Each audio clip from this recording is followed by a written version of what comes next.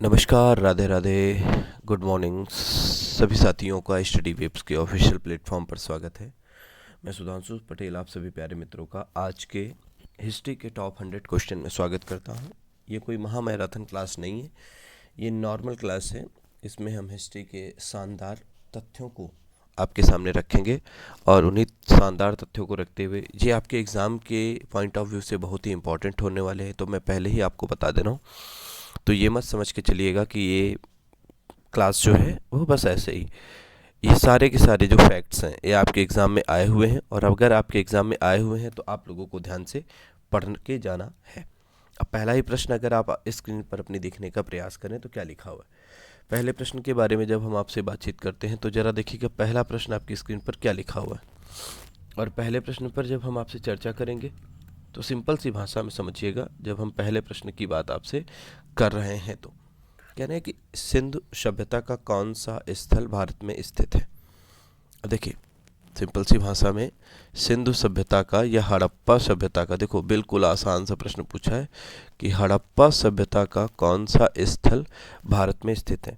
Which site of Indus valley civilisation is located in India. Option 4 दिया है मोहनजोदाड़ो, दूसरा कह रहे हैं हड़प्पा, तीसरा कह रहे हैं लोथल और चौथा कह रहे हैं मेहरगढ़। अब देखो मेहरगढ़ का संबंध जो है वो पाषाण काल से, समझ रहे हैं, लेकिन ये जो 3 ऑप्शन हैं इनका संबंध सिंधु घाटी सभ्यता से है या हड़प्पा सभ्यता से। अब इसमें से पूछ रहे हैं कि जो प्रश्न है अगर आप इसकी प्रकृति को देखें तो कह रहे हैं भारत में स्थल कौन सा है। तो भारत में कौन सा स्थल है, तो मोहनजोदाड़ो जो है ये पाकिस्तान में है। ये कहाँ पर है, पाकिस्तान में। पहला पॉइंट तो पाकिस्तान में। किस नदी के किनारे, तो हम कहेंगे कि भैया पाकिस्तान में सिंधु नदी के किनारे है, सिंधु नदी के तट पर है। अच्छा ठीक है सर, ये फेमस क्यों है। आप ये देखेंगे ना सर, यहाँ पर अन्नागार और स्नानागार बहुत फेमस मात्रा में मिले। अन्नागार और स्नानागार और स्नानागार ये आपको मिले हैं। सर और क्यों फेमस है, यहाँ पर आप देखोगे पशुपति और मातृ देवी की मुहर भी मिली है। पशुपति और मातृ देवी की मुहरें मिली हैं, पशुपति देवता जो हैं, और इसके साथ साथ मातृ देवी की मुहर मिली है, मातृ देवी की मुहर। ठीक, और क्यों फेमस है, यहाँ पर सर अगर हम आपसे चर्चा करें तो नृत्य करती हुई कांस्य प्रतिमा मिली, नृत्य करती हुई कांस्य प्रतिमा मिली है, नृत्य करती हुई कांस्य प्रतिमा मिली है, कांस्य प्रतिमा मिली है। ठीक, और कुछ फेमस है, हाँ दाढ़ी वाले पुरुष की भी प्राप्ति हुई, दाढ़ी वाला जो पुरुष है वो भी हमको यहीं से मिला। वहीं हड़प्पा की अगर हम आपसे बातचीत करें तो हड़प्पा क्यों फेमस है, सर ये भी पाकिस्तान में है और पंजाब में, जो पंजाब का, पाकिस्तान में पंजाब का हिस्सा है, मतलब पंजाब वाला हिस्सा जो पाकिस्तान में है वहीं पर देखोगे तो क्या है आपका हड़प्पा है। और हड़प्पा की बातचीत करें तो ये जो है वो रावी नदी के किनारे है। किस नदी के, रावी रिवर के किनारे है, रावी नदी के किनारे है, रावी नदी के किनारे। बातचीत करें तो ये सिंधु घाटी सभ्यता का पहला खोजा गया पुरातात्विक स्थल है। सिंधु घाटी सभ्यता इंडस वैली सिविलाइजेशन का, इसको IVC कर देते हैं, इसको क्या करेंगे IVC, ठीक है, IVC सिंधु घाटी इंडस वैली सिविलाइजेशन का पहला खोजा गया स्थल है, पहला खोजा गया स्थल है, खोजा गया स्थल है, फर्स्ट साइट डिस्कवर्ड, ठीक है, स्थल है। थोड़ी सी बातचीत और करें अगर हम, तो आप देखोगे यहाँ पर जो है 6 अन्न भंडारों की 2 पंक्तियां मिली हैं, 6 अन्न भंडारों की 2 पंक्तियां मिली हैं, भंडारों की 2 पंक्तियां मिली हैं। इसके साथ साथ और क्या देखने को मिलेगा, आप इसी में देखेंगे एक पुरुष धड़ की प्रतिमा मिली है। किसकी मिली है, पुरुष धड़ की प्रतिमा। जब हम यहाँ पर आपसे चर्चा करते हैं तो हम कहेंगे पुरुष धड़ की प्रतिमा मिली है, और ये जो पुरुष धड़ की प्रतिमा है ये लाल बलुआ पत्थर से निर्मित है। कैसे निर्मित है, लाल बलुआ पत्थर से निर्मित है। ठीक है, ध्यान दीजिएगा, ये क्वेश्चंस एग्जाम में आते हैं। और इसके साथ साथ लिंग और योनि के प्रतीक मिले हैं, लिंग और योनि के प्रतीक मिले हैं। ठीक, और क्या मिला है, इसके साथ साथ अगर हम आपसे बातचीत करें, मातृ देवी की मूर्तियां मिली हैं, और मातृ देवी की मूर्ति के साथ साथ यहाँ से पासा की भी हमको प्राप्ति हुई, पासा की भी प्राप्ति। लोथल की बातचीत करें तो ये गुजरात में है। कहाँ पर है, देखिए पेन में अगर चेंज कर दूं तो शायद, क्योंकि एक ही पेन से सारी चीज़ें अगर हो जाएंगी तब आपको थोड़ा सा, अब यहाँ लोथल की हम आपसे चर्चा करें, लोथल की बातचीत करें तो ये गुजरात में है, गुजरात में पहला पॉइंट। ठीक है, और गुजरात भारत में है, सबको पता है। इसके बाद ये जो है भोगवा और साबरमती नदी के संगम पर है, भोगवा और साबरमती नदी के संगम पर है, साबरमती नदी के संगम पर है, साबरमती नदी के संगम पर लोथल स्थित है। ठीक है, यहाँ की एक विशेषता जो है वो है जोड़ों में शव को दफनाना, मतलब पुरुष और महिला को एक साथ दफनाना। यानी कि अगर हम आपसे बातचीत करें तो हम क्या कहेंगे, जोड़ों में, कपल, जोड़ों में क्या देखने को मिलेगा, जोड़ों में शव को दफनाना, शवों को दफनाना, शवों को दफनाने की प्रक्रिया यहाँ पर देखने को मिली। इसके साथ साथ अगर हम आपसे बातचीत करें तो आप सबको पता है कि सर ये लोथल जो है यहाँ से गोदीबाड़ा के साक्ष्य मिले, मतलब बंदरगाह, ये आगे भी क्वेश्चन हो सकता है, गोदीबाड़ा या बंदरगाह के साक्ष्य मिले हैं। अगली बातचीत करें तो आप यहाँ पर देखोगे बैलगाड़ी का टेराकोटा मॉडल मिला है, बैलगाड़ी का टेराकोटा मॉडल मिला है, टेराकोटा मॉडल मिला है बैलगाड़ी का। ठीक है, इसके साथ साथ और अगर हम आपसे बातचीत करें, कांस्य की खिलौना गाड़ी भी हमको मिली है, कांस्य की खिलौना गाड़ी मिली है, खिलौना गाड़ी भी आपको यहीं से मिली। तो प्रश्न संख्या जो 1 है, अब आपसे पूछा है कि भारत में कौन सा स्थल स्थित है, तो आपका उत्तर होगा सर भारत में स्थित स्थल है लोथल, मतलब ऑप्शन नंबर फर्स्ट का सी सही है। ऑप्शन नंबर फर्स्ट का कौन सा सही है, फर्स्ट का ऑप्शन नंबर सी सही है। ठीक है, चलिए अगले प्रश्न की तरफ चलते हैं, क्वेश्चन नंबर 2 देखने का प्रयास करते हैं, प्रश्न संख्या 2 देखते हैं। ठीक है, प्रश्न संख्या 2 आपकी स्क्रीन पर है। कह रहे हैं विशाल स्नानागार जो है, कह रहे हैं विशाल स्नानागार जो है, ये आपसे पूछ रहे हैं कि विशाल स्नानागार कहाँ पाया गया था। ग्रेट बात। ऑप्शन क्या कह रहे हैं, ऑप्शन में पहला कह रहे हैं मोहनजोदाड़ो में पाया गया, हड़प्पा में पाया गया, कालीबंगा में पाया गया, रोपड़ में पाया गया।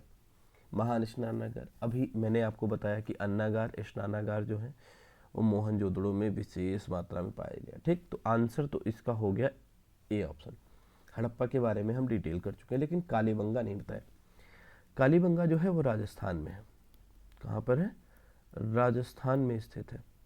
राजस्थान की जब हम आपसे बातचीत करते हैं तो राजस्थान घग्घर नदी के किनारे है, घग्घर नदी के तट पर है, नदी के तट पर है। ठीक, और दूसरी विशेषता क्या है सर, यहाँ से हमको चूड़ी बनाने का कारखाना, चूड़ी का कारखाना, चूड़ी के कारखाने के साथ साथ बातचीत करें तो सर हमको जुता हुआ खेत के साक्ष्य मिले हैं, जुता हुआ खेत या जुते हुए खेत के साक्ष्य हमको मिले हैं। और इसके साथ साथ बातचीत करें तो आप देखोगे यहाँ पर अग्निवेदियाँ भी हमको मिली हैं, यहाँ पर हमको अग्निवेदियाँ भी मिली हैं, हवन वगैरह के लिए जो इस्तेमाल होती हैं उसको अग्निवेदियाँ कहते हैं। इसके साथ साथ सर ऊँट की हड्डी हमको मिली है, यहाँ पर ऊँट की हड्डी की प्राप्ति हुई है। ऊँट की हड्डी के साथ साथ हम यहाँ पर बैल की कांस्य की मूर्ति भी हमको यहाँ से मिली। किसकी, बैल की कांस्य की मूर्ति। तो इसको एक मिनट रुकना, हाँ, बैल की कांस्य की मूर्ति, बैल की कांस्य की मूर्ति, ये हमको कहाँ से मिली है, कालीबंगा से। वही रोपड़ की बातचीत करें तो ये पंजाब में है, कहाँ पर है, पंजाब में। पंजाब में कहाँ पर, तो सतलज नदी के किनारे, या सतलुज नदी के किनारे है, सतलुज नदी के किनारे। ठीक, अच्छा विशेषता क्या है, सबसे पहली विशेषता है कि स्वतंत्रता के बाद उत्खनन किया जाने वाला पहला स्थल है, स्वतंत्रता के बाद उत्खनन किया जाने वाला पहला स्थल है। उत्खनन किया जाने वाला पहला स्थल है। किया जाने वाला पहला स्थल है। और क्या है, इसके साथ साथ बातचीत करें, अंडाकार गड्ढे वाली समाधि मिली है। यहाँ पर अंडाकार गड्ढे वाली समाधि मिली है। गड्ढे वाली समाधि मिली है। अच्छा, पीडीएफ अपलोड कर दी गई है आपकी GKGS बाई स्टडी वेब्स पर। आप वो जो टेलीग्राम चैनल है वहाँ पर आप उसको डाउनलोड कर सकते हैं, रिवीजन कर सकते हैं। इसके साथ साथ अगर हम आपसे बातचीत करें तो आप तांबे की कुल्हाड़ी के भी साक्ष्य यहाँ से हमको मिले। तांबे की कुल्हाड़ी के साक्ष्य भी हमको यहाँ से मिले। ठीक है, कुल्हाड़ी के साक्ष्य। तो ये देखिएगा, विशाल स्नानागार कहाँ पर पाया गया है? तो विशाल स्नानागार मोहनजोदड़ो से पाया गया। तो मोहनजोदड़ो की सारी डिटेलिंग मैंने आपको पहले ही बता दी। बाकी कालीबंगा और रोपड़ के बारे में भी यहाँ पर हमने आपकी कवरिंग कर दी। ठीक है, कालीबंगा और रोपड़ के बारे में भी हमने आपकी कवरिंग कर दी। ठीक है ना। आगे चलते हैं नेक्स्ट प्रश्न की तरफ। अगला प्रश्न देखते हैं, क्वेश्चन नंबर 3 क्या है। क्वेश्चन नंबर 3 की बातचीत करने चल रहा है। ठीक, जरा देखिएगा क्वेश्चन नंबर 3 क्या है। चलो, सिंधु घाटी के लोग किसकी पूजा करते थे? किसकी पूजा करते थे? 4 ऑप्शन है। तो विष्णु की पूजा करते थे। सर, विष्णु जी का नाम तो कहीं देखने को मिला नहीं। इंद्र, तो आप देखते हो ऋग्वेद में इसके बारे में चर्चा देखने को मिलती है, तो इंद्र भी बहुत महत्वपूर्ण यहाँ नहीं। ब्रह्मा, ब्रह्मा के बारे में भी सर नाम देखने को नहीं मिलता। लेकिन पशुपति, भगवान भोलेनाथ का जो पशुपति रूप है, पशुपति की पूजा यहाँ पर लोग करते थे। ठीक है, पशुपतिनाथ की पूजा सिंधु घाटी सभ्यता के लोग करते थे। इसके साथ साथ मातृ देवी की पूजा करते थे। मातृ देवी की पूजा करने के साथ साथ कुछ पशुओं की पूजा करते थे, जैसे एक श्रृंगी जो आपका कुबड़ वाला बैल था, पशुओं की पूजा करते थे। पशुओं के साथ साथ बातचीत करें तो आप देखोगे वृक्षों की भी पूजा ये करते थे। किसकी? कुछ वृक्षों की भी पूजा करते थे। ये जादू टोना में भी विश्वास करते थे। जादू टोना मतलब काला जादू में भी विश्वास करने वाले ये सभ्यता देखने को मिलती है। चलिए अगला क्वेश्चन करते हैं। क्वेश्चन नंबर अगला देखिएगा क्या है। क्वेश्चन नंबर जो अगला है वो 4 नंबर देखते हैं। क्या चीज़ें सब कुछ समझ में आ रही हैं बेहतर तरीके से? बहुत ही आसान भाषा में समझने का हम प्रयास कर रहे हैं, तो आप सभी लोग धैर्य से सुनते रहेंगे। जो नोट्स आपको बनाने हैं वो नोट्स भी बनाते रहेंगे। ठीक है, ऋग्वेद में कितने मंडल? 8, 12, 10, 1028। ऋग्वेद के मंडलों की बातचीत करें तो ऋग्वेद में 10 मंडल है।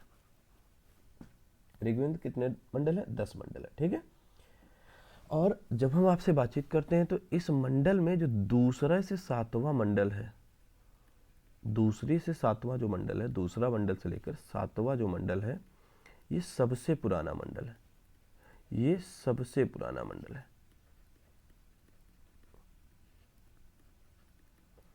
सबसे पुराना।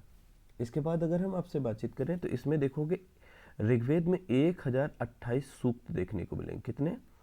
1028 सूक्त देखने को मिलेंगे। श्लोक आप कह सकते हो। ठीक, इसका जो पुजारी होता है, ऋग्वेद का जो पुजारी होता है उसको क्या बोलते हैं? पुजारी का भी क्वेश्चन पूछा जाता है।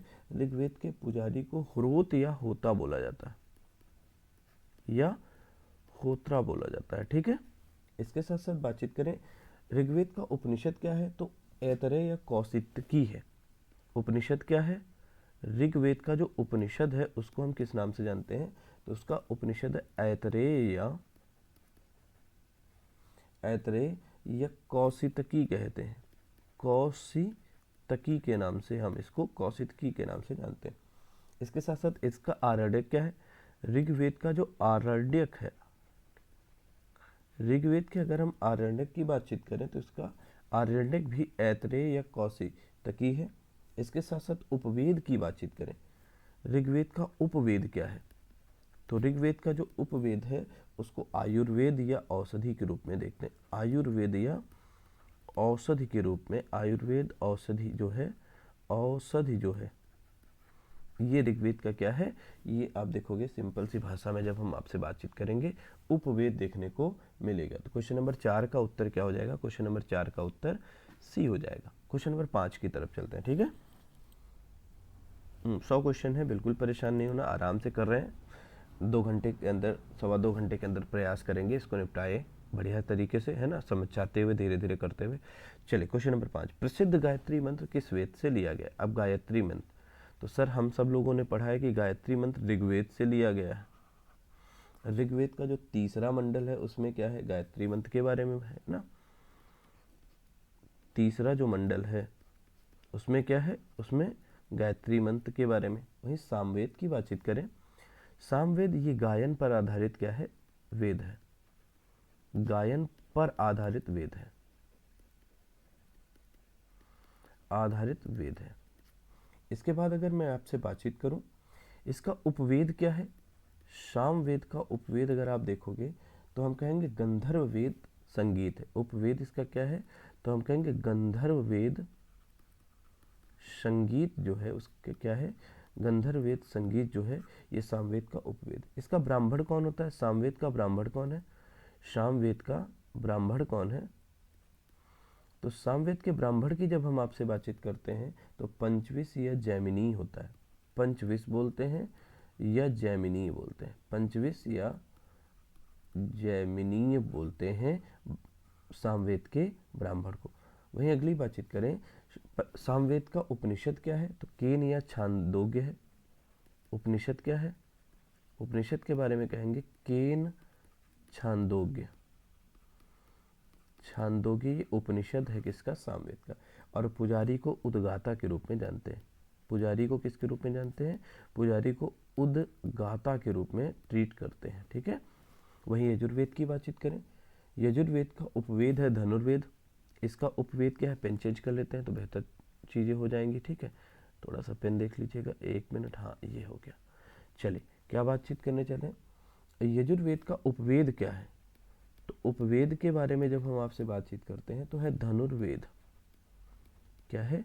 धनुर्वेद। वहीं अगली बातचीत करें, ब्राह्मण क्या है? यजुर्वेद का ब्राह्मण क्या है? यजुर्वेद के ब्राह्मण के बारे में अगर हम चर्चा करें तो इसको कहते हैं तैत्तिरीय शतपथ। तैत्तिरीय शतपथ, शतपथ, 1 मिनट, ये शतपथ होगा।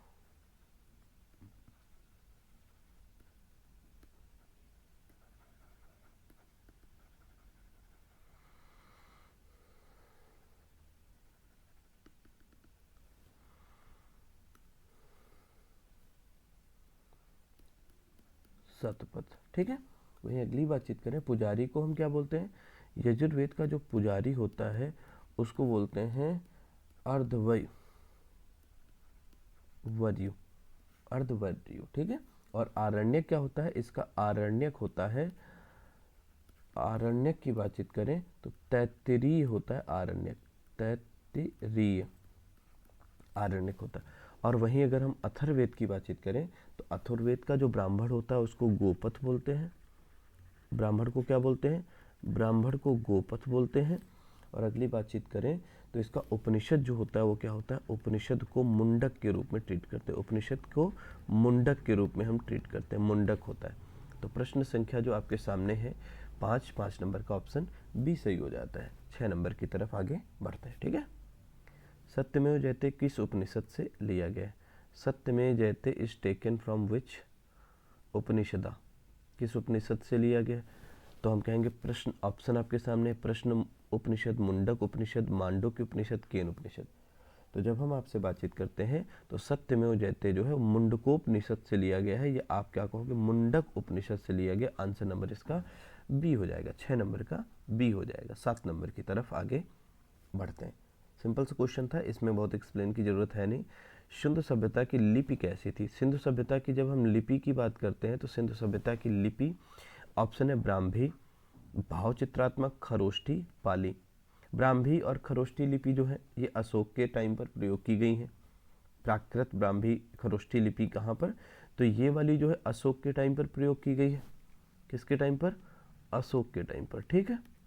खरोष्ठी के बारे में बातचीत करें, पाली भाषा है, आम जनमानस की भाषा है। खरोष्ठी भी अशोक के टाइम पर प्रयोग की गई लिपि है। और ये आम जनमानस की भाषा है पाली, आम जनमानस की भाषा।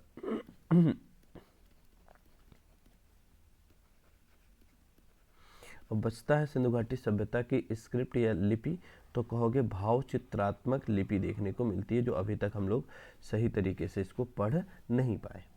क्वेश्चन नंबर 8 की तरफ चलते हैं। क्वेश्चन नंबर नेक्स्ट 8 नंबर, आर्य भारत में सर्वप्रथम कहाँ बसे? तो आर्य भारत में सर्वप्रथम कहाँ बसे, ये क्वेश्चन आपसे पूछा है। 4 ऑप्शन है, गंगा घाटी में बसे, सप्त सिंधु प्रदेश में बसे, मध्य भारत में, दक्षिण भारत में, 4 ऑप्शन। तो आर्य जब सबसे पहले आते हैं तो आर्यों का जो टाइम पीरियड देखने को मिलता है वो क्या देखने को मिलता है? आर्यों का टाइम पीरियड जो है वो सर सबसे पहले 1500 बीसी के आसपास भारत आते हैं, और घुमंतु टाइप के इंसान थे इस सब। घुमंतु का मतलब ये पशुपालन करते थे, इनका मुख्य जो व्यवसाय था वो पशुपालन था। तो ये संभावना देखने को मिलती है शायद चारे की तलाश में ये भारत आ गए। तो कहाँ से आए? तो इसमें विचारों में मतभेद है, ये कहाँ से आए थे। मतलब कोई कहता है मध्य एशिया से आए, कोई कहते हैं यूरोप से आए, कोई कहते हैं आर्कटिक से आए। लेकिन जब आते हैं तो ये लगभग सप्त सिंधु प्रदेश जो पंजाब वाला क्षेत्र है, इसमें क्या होता है, यहाँ पर बसते हैं। बसने के बाद फिर लेटर मतलब 1000 ईसा पूर्व के बाद, 1000 ईसा पूर्व के बाद ये क्या होता है, ये अंदर की तरफ पूर्वी भारत की तरफ बढ़ते हैं, मतलब गंडक नदी को पार करते हुए आगे बढ़ते हैं। और इनकी जो आर्य थे, मतलब जो ऋग्वैदिक आर्य थे, इनकी जो सबसे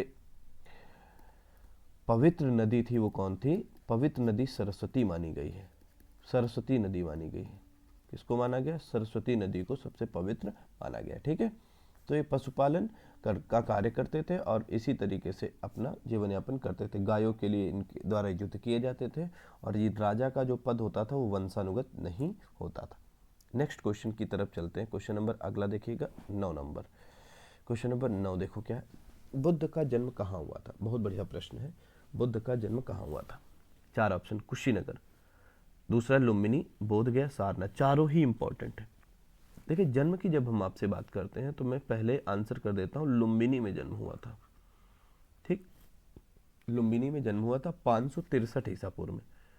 कब हुआ था? 563 ईसा पूर्व में इनका जन्म हुआ था। ठीक है सर, ये कुशीनारा में मल्लों की जो राजधानी थी, यहाँ पर इनकी मृत्यु हुई थी। मृत्यु कब हुई थी? तो मृत्यु हुई थी सर 483 ईसा पूर्व में। 2 क्वेश्चन हो गए। बोधगया में सर इनको पीपल वृक्ष के नीचे ज्ञान प्राप्ति हुई, बोधगया में। और सारनाथ की बातचीत करें तो यहाँ पर पहला उपदेश दिया था, और पहला उपदेश दिया था, इसी को हम क्या कहते हैं? धर्म चक्र प्रवर्तन के रूप में ट्रीट करते हैं। क्या कहते हैं? धर्म चक्र प्रवर्तन के रूप में,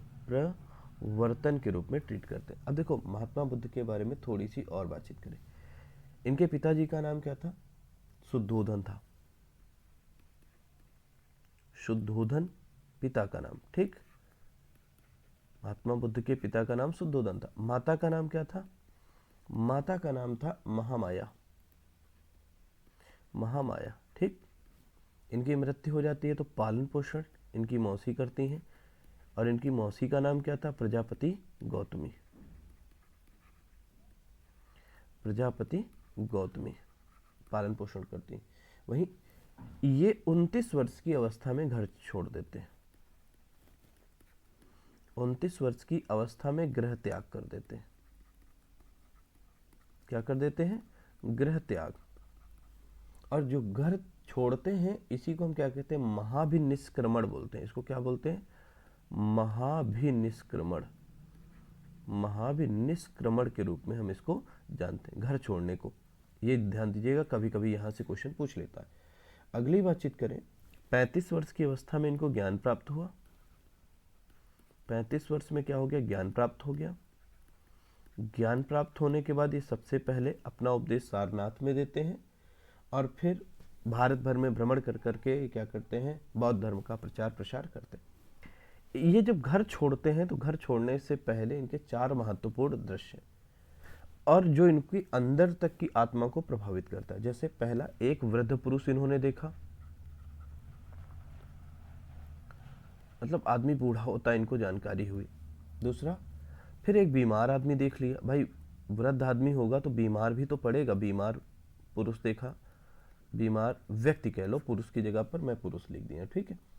फिर इसके बाद एक शव को देखा, डेड बॉडी, कि भाई मरना भी है। और फिर एक भिक्षुक को देखा, और भिक्षुक अपने मजे में था। और इसी के बाद ये क्या होते हैं, ज्ञान की तलाश में इधर उधर भटकने लगते हैं, और फिर ये 29 वर्ष की अवस्था में घर को छोड़ देते हैं। कुशीनगर में इनकी मृत्यु हो जाती है, ठीक है, जिसको महापरिनिर्वाण के रूप में ट्रीट करते हैं। जिसको हम किसके रूप में ट्रीट करते हैं, महापरिनिर्वाण के रूप में हम इसको ट्रीट करते हैं, ठीक है। चलिए, बहुत बढ़िया प्रश्न है। अगला क्वेश्चन नंबर जो है, ये बहुत बार बहुत सारे एग्जाम्स में क्वेश्चन पूछा गया है। मतलब मैं एग्जैक्ट बात बता रहा हूँ, अगर आप लोग ध्यान से पढ़ते हो तो ये क्वेश्चन आपको लगेगा कि नहीं सर, वाकई में ये क्वेश्चन बहुत ही इंपॉर्टेंट है और बहुत बार पूछा गया है। कह रहे प्रथम बौद्ध संगीति कहाँ पर आयोजित की गई। देखो 4 बौद्ध संगीतियाँ हुई, पहली, दूसरी, तीसरी, चौथी। पहली बौद्ध संगीति जो है वो कब हुई थी, तो पहले तो पूछा है कहाँ पर आयोजित की गई थी, कहाँ का आंसर दो। पहली बौद्ध संगीति जो है राजगृह में आयोजित हुई थी, ये राजगृह में। दूसरा प्रश्न उठता है सर ये कब आयोजित हुई थी, तो हम कहते हैं कि सर ये लगभग 483 ईसा पूर्व में आयोजित की गई थी। दूसरा क्वेश्चन ये पूछा गया, ठीक है। सर ये इस समय राजा कौन था, तो सर इस समय जो राजा था वो अजात शत्रु था। अजात शत्रु के टाइम पर ये क्या की गई थी, अजात शत्रु के टाइम पर इसका आयोजन किया गया था। अजात शत्रु के टाइम पर इसको ऑर्गेनाइज किया गया था, ठीक। सर इसके अध्यक्ष कौन थे, ऊपर अध्यक्ष में हेडिंग कर दे रहा हूं। इसके अध्यक्ष थे महाकश्यप जी। कौन था, महाकश्यप जी क्या थे, इसके अध्यक्ष थे, ठीक है, महाकश्यप थे। और इसी समय आनंद ने क्या किया था, सुत्त पिटक का। एक आनंद है, आनंद ने क्या किया, सुत्त पिटक का। और उपाली ने विनय पिटक का। उपाली ने क्या किया था, विनय पिटक का संकलन किया था। विनय पिटक का। आनंद महात्मा बुद्ध के प्रियतम शिष्यों में से एक है। वहीं दूसरी की बातचीत करें, दूसरी यहाँ इस टाइम पर सेकेंड बुद्धिस्ट काउंसिल हो रही। सेकेंड बीसी का मतलब होता है बुद्धिस्ट काउंसिल, ठीक है। कब हो रही, सर 383 ईसा पूर्व में सेकेंड बुद्धिस्ट काउंसिल हुई। इस समय सर राजा कौन था, तो कालाशोक राजा है। कौन, कालाशोक राजा है। और इसके अध्यक्ष कौन है, इसके अध्यक्ष की जब हम आपसे बातचीत करते हैं तो शवाकामी जी क्या हैं, इसके अध्यक्ष देखने को मिलते हैं। सर तीसरी के टाइम पर तो अशोक राजा था, बिल्कुल। कब हुई थी, 250 ईसा पूर्व के आसपास हुई थी। और इस समय राजा था अशोक, और इसकी अध्यक्षता किसने करी थी, तो मोगलपुत्र तिश ने क्या किया था, इसकी अध्यक्षता की थी। और कश्मीर में चौथी बुद्धिस्ट काउंसिल हुई थी। फर्स्ट सेंचुरी की बात है। और इस समय राजा कौन है, तो सर इस समय राजा तो कनिष्क है। कौन है, कनिष्क है। और इसके साथ साथ बातचीत करें तो वसुमित्र ने इसकी क्या की थी, वसुमित्र ने इसकी अध्यक्षता की थी। किसने की थी, वसुमित्र ने इसकी अध्यक्षता की थी। तो देख लो उत्तर क्या हो जाएगा, उत्तर देख लो, आंसर देख लो, आंसर क्या हो जाएगा। आंसर की जब हम आपसे चर्चा करते हैं तो हम क्या करेंगे, तो आंसर इसका हो जाएगा बी ऑप्शन। देखो बी ऑप्शन में अंडरलाइन भी है, तो आप लोग अपने अकॉर्डिंग इसको मैनेज कर ले, चाहे डिब्बे में भर लो चाहे तो ऐसे, ठीक है। चले आगे नेक्स्ट क्वेश्चन की तरफ चलते हैं, ठीक। क्वेश्चन नंबर 11 की तरफ चलते हैं। 11 नंबर 11 नंबर क्वेश्चन, 11 नंबर। चलिए 11 नंबर क्वेश्चन के बाद बातचीत करते हैं। 11 नंबर क्वेश्चन देखो क्या है। हाँ, कह रहे हैं कि जैन धर्म के प्रथम तीर्थंकर कौन है। 4 ऑप्शन है, पार्श्वनाथ है, दूसरा ऑप्शन ऋषभदेव है, तीसरा ऑप्शन क्या है, महावीर है, चौथा ऑप्शन क्या है, अरिष्ट नेमी है, ठीक है। ठीक, बताओ भाई, बढ़िया प्रश्न है, शानदार प्रश्न है। तो जैन धर्म के प्रथम 24वें नहीं पूछा, जल्दबाजी नहीं करना, आराम से उत्तर करना है। जैन धर्म के प्रथम तीर्थंकर थे ऋषभदेव। कौन था? ऋषभदेव। और इनका प्रतीक चिन्ह आप जानते क्या है? इनका प्रतीक चिन्ह था सांड, मतलब इनका जो प्रतीक चिन्ह है वो है सांड। वहीं पार्श्वनाथ की बातचीत करें, पार्श्वनाथ जी 23वें तीर्थंकर हैं। कौन से नंबर के? 23वें तीर्थंकर हैं। और तीर्थंकर की जब हम आपसे बातचीत करते हैं और इनका प्रतीक चिन्ह क्या है? सांप है, सांप। और महावीर की बातचीत करें, महावीर जो है 24वें तीर्थंकर हैं, 24वें जैन तीर्थंकर हैं। और इनका जो प्रतीक चिन्ह है वो है सिंह। क्या है? सिंह इनका प्रतीक चिन्ह। अब यहाँ पर एक चीज और ध्यान से देखने का प्रयास करिए। देखो, जैन धर्म जो है वो आत्मा के अस्तित्व को स्वीकार करता है। किसको स्वीकार करता है? आत्मा को तो स्वीकार करता है। ये मानते हैं कि आत्मा का अस्तित्व होता है, आत्मा होती है, ठीक, कोई दिक्कत नहीं। लेकिन ये भयंकर अहिंसक हैं, मतलब अहिंसा इनकी बहुत पीक लेवल की अहिंसा मान सकते हैं। ये तगड़े वाले अहिंसा के मानने वाले व्यक्ति होते हैं, ठीक है। मतलब ये भी ज्ञानी पुरुष होते हैं। कैवल्य, इनके यहाँ ज्ञान की प्राप्ति को कैवल्य के रूप में हम यहाँ पर ट्रीट करते हैं, ठीक है। चलिए अगले प्रश्न की तरफ चलते हैं। क्वेश्चन नंबर अगला देखोगे क्या है? क्वेश्चन नंबर अगला जो है वो 12 नंबर देखते हैं। सब कुछ ठीक ठाक चल रहा है, कोई दिक्कत तो नहीं? त्रिपिटक किस धर्म का पवित्र ग्रंथ है? त्रिपिटक के बारे में आपसे पूछ रहे हैं, किस धर्म का पवित्र ग्रंथ है? Tripitaka is the sacred book of which religion? बौद्ध, जैन, हिंदू, पारसी। तो अभी आप पढ़ोगे बौद्ध धर्म का त्रिपिटक जो है वो पवित्र ग्रंथ है। इसमें विनय पिटक, विनय पिटक के साथ साथ बातचीत करें तो सूत पिटक, और सूत पिटक के साथ साथ आप क्या करोगे? सूत पिटक के साथ साथ सर अभिधम्म पिटक, अभिधम्म पिटक, अभिधम्म पिटक। ये तीन महत्वपूर्ण क्या है? ये बौद्ध धर्म से संबंधित पिटकों को आप देख सकते हो, बौद्ध धर्म के पिटक है। ये सूत पिटक है, इसमें बौद्ध धर्म की शिक्षाओं के बारे में बातचीत है, शिक्षाओं के बारे में बातचीत है, ठीक है। विनय पिटक में नियम कानून के बारे में बातचीत है, नियम कानून की कैसे बौद्ध भिक्षु को रहना है जीवन में। अभिधम्म पिटक में बौद्ध धर्म का दर्शन क्या है? दर्शन दिखता है, ठीक है। चलिए आगे चलते हैं, क्वेश्चन नंबर 13 की तरफ चलते हैं। 13 नंबर क्वेश्चन नंबर 13 कि भगवान बुद्ध ने अपना पहला उपदेश कहाँ दिया? हालांकि इस प्रश्न का भी मैं आपको आंसर कर चुका हूँ। कहाँ पर दिया था? तो कह रहे लुम्बिनी में। लुम्बिनी में तो जन्म हुआ था। सारनाथ में, हाँ बिल्कुल सारनाथ में दिया था। कुशीनगर में मृत्यु हुई थी और बोध गया में ज्ञान प्राप्ति हुई थी, ये भी हम आपको बता चुके हैं। क्वेश्चन नंबर 14 की तरफ चलते हैं। क्वेश्चन नंबर 14 देखते हैं। 14 नंबर क्वेश्चन क्या है कि मगध की प्राचीन राजधानी कौन सी थी?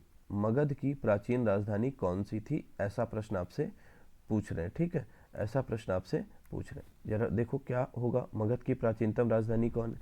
तो मगध कह रहे हैं पाटलिपुत्र, गिरिव्रज या राजगृह, वैशाली, चंपा, कौन सी थी? तो जब हम आपसे बातचीत करें, हर्यक वंश मगध का आप देखते हैं सबसे प्राचीनतम राजवंशों में से एक है, और इसकी जो राजधानी थी वो गिरिव्रज या राजगृह थी, गिरिव्रज या राजगृह थी, ठीक है। स्टार्टिंग में यही राजधानी थी। तो मगध की प्राचीनतम राजधानी गिरिव्रज या राजगृह देखने को मिलती। हर्यक वंश का संस्थापक कौन था? हर्यक वंश का संस्थापक कौन था? तो हर्यक वंश का संस्थापक कहते हैं बिंबसार के दादा थे। तो बिंबसार के दादा का तो नाम है नहीं, तो यहाँ पर जो आंसर बन जाएगा वो क्या बन जाएगा? आंसर की जब हम आपसे बात करेंगे तो हम कहेंगे सर बिंबिसार ने हर्यक वंश की स्थापना की थी। कब? तो बिंबिसार ने 544 ईसा पूर्व से 492 ईसा पूर्व तक, 544 ईसा पूर्व से 492 ईसा पूर्व तक इन्होंने शासन किया।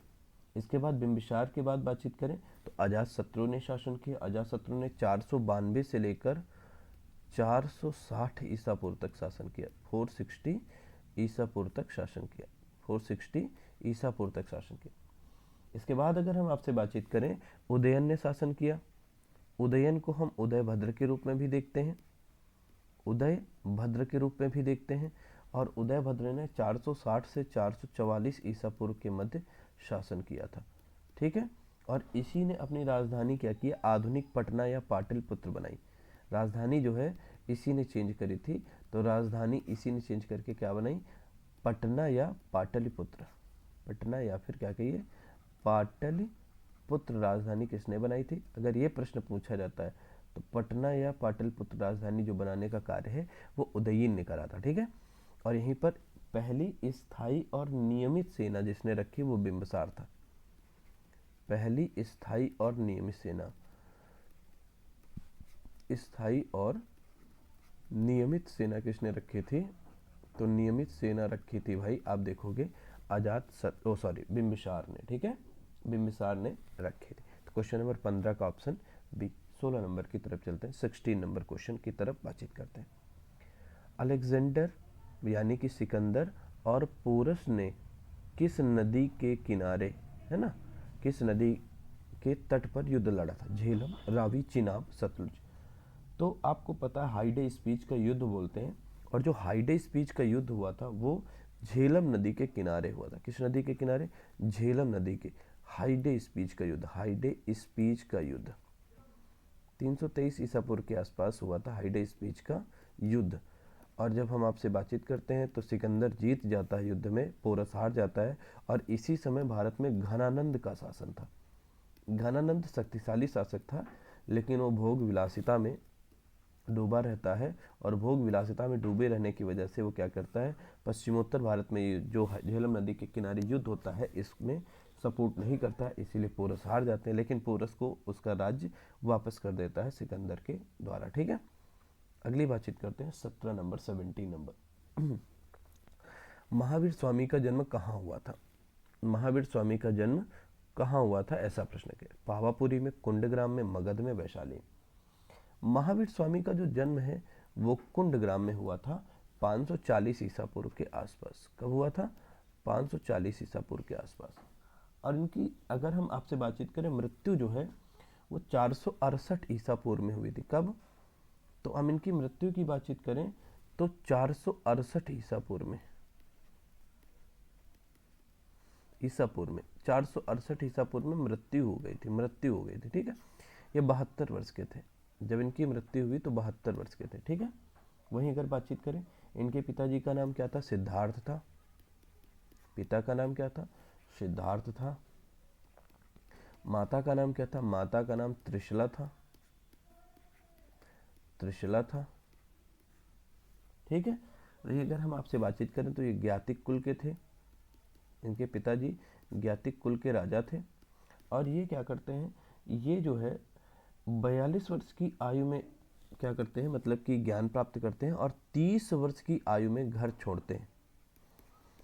कि आयु में बड़े भैया से आज्ञा लेकर आयु में गृह त्याग करते हैं, इधर उधर घूमते हैं, और 42 वर्ष की अवस्था में इनको क्या होता है? ज्ञान प्राप्त होता है। 42 वर्ष की अवस्था में, 42 वर्ष की अवस्था में ज्ञान प्राप्त, अवस्था में ज्ञान प्राप्त हो जाता है, ठीक है। क्लियर?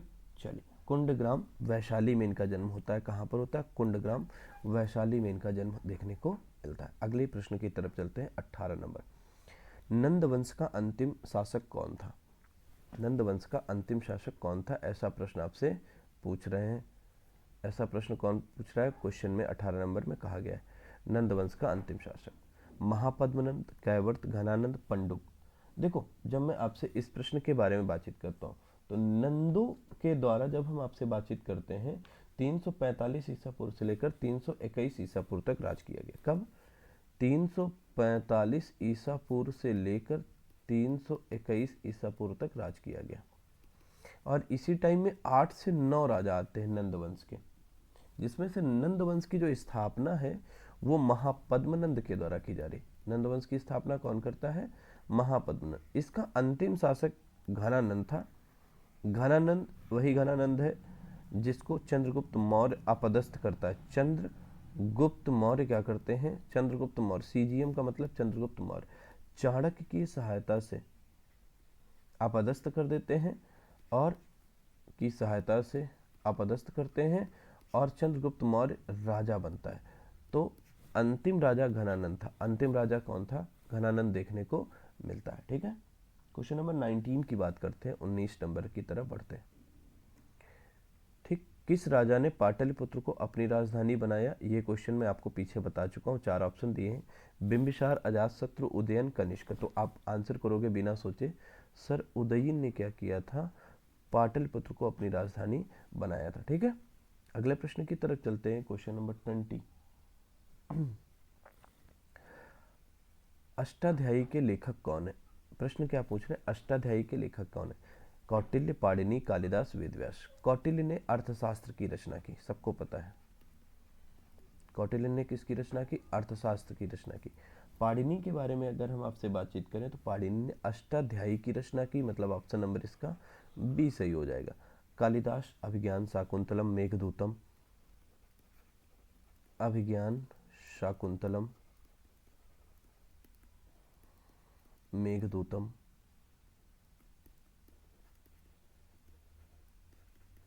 ठीक है, इस तरीके की वेद महर्षि कृष्ण द्वापायन वेदव्यास जी ने महाभारत की रचना की, महाभारत की रचना इन्होंने ही की थी। ठीक है, क्वेश्चन नंबर 21 की तरफ बढ़ते हैं, 21 नंबर की तरफ।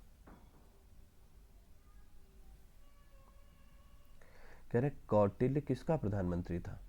बहुत शानदार प्रश्न पूछा है, कह रहे कौटिल्य किसका प्रधानमंत्री था, ये आपसे पूछ रहे हैं। ठीक है, चंद्रगुप्त विक्रमादित्य का, अशोक का, चंद्रगुप्त मौर्य का, अजातशत्रु का। सर अभी बताया है कि आपने चंद्रगुप्त मौर्य की मदद चाणक्य ने की थी, और चाणक्य इसी का क्या रहेगा? प्रधानमंत्री और गुरु रहेगा।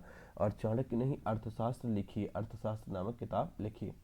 जब चंद्रगुप्त मौर्य की बातचीत करते हैं तो ये 321 से लेकर लगभग 321 ईसा पूर्व से लेकर 297 ईसा पूर्व तक ये राजा रहता है, और ये जैन धर्म का बाद में अनुयायी होता है, जैन धर्म को मान लेता है, और जैन धर्म को मानने के बाद जैसे अंतिम समय में ये क्या करता है, ये कर्नाटक श्रवण बेलगोला चला जाता है, कर्नाटक चला जाता है, कर्नाटक के श्रवण बेलगोला में। और यहीं पर क्या करते हैं, यहीं पर आप देखते हो संलेखना विधि के द्वारा, संलेखना पद्धति का प्रयोग करते हुए, मतलब खाना पानी को छोड़ देते हुए क्या करते हैं, अपने शरीर को आगे की तरफ बढ़ा देते हैं। ठीक है, मतलब मृत्यु को प्राप्त करते हैं। ठीक है, अजातशत्रु के बारे में जब हम आपसे बातचीत करते हैं तो 492 से लेकर 460 ईसा पूर्व तक इसने शासन किया था। 492 ईसा पूर्व से लेकर 492 ईसा पूर्व से लेकर 460 460 ईसा पूर्व तक इसने शासन किया था। ठीक है, और ये अजातशत्रु जो है हर्यक वंश का है, हर्यक वंश का है। किस वंश का है? हर्यक वंश का है।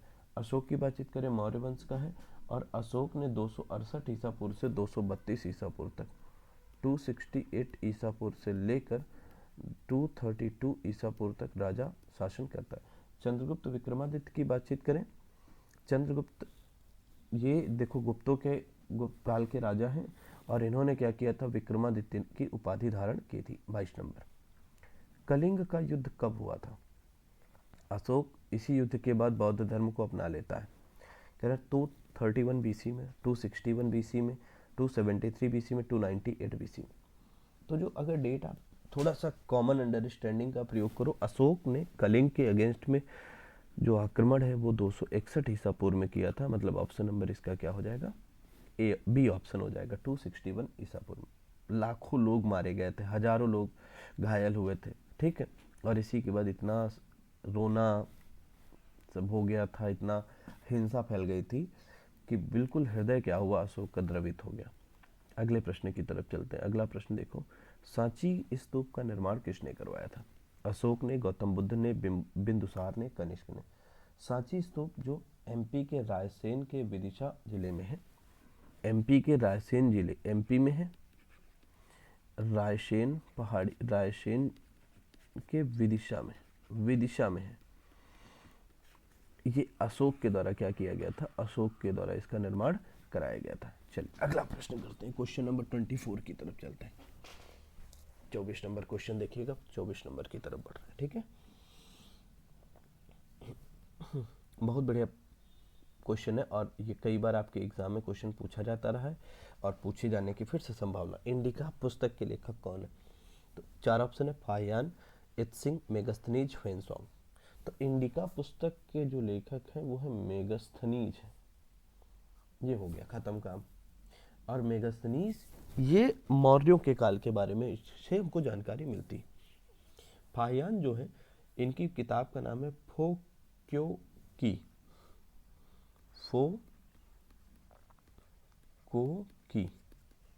और जब हम इसकी बातचीत करते हैं तो ये चंद्रगुप्त द्वितीय के टाइम पर भारत आता है। किसके टाइम पर? चंद्रगुप्त द्वितीय के टाइम पर भारत आता है।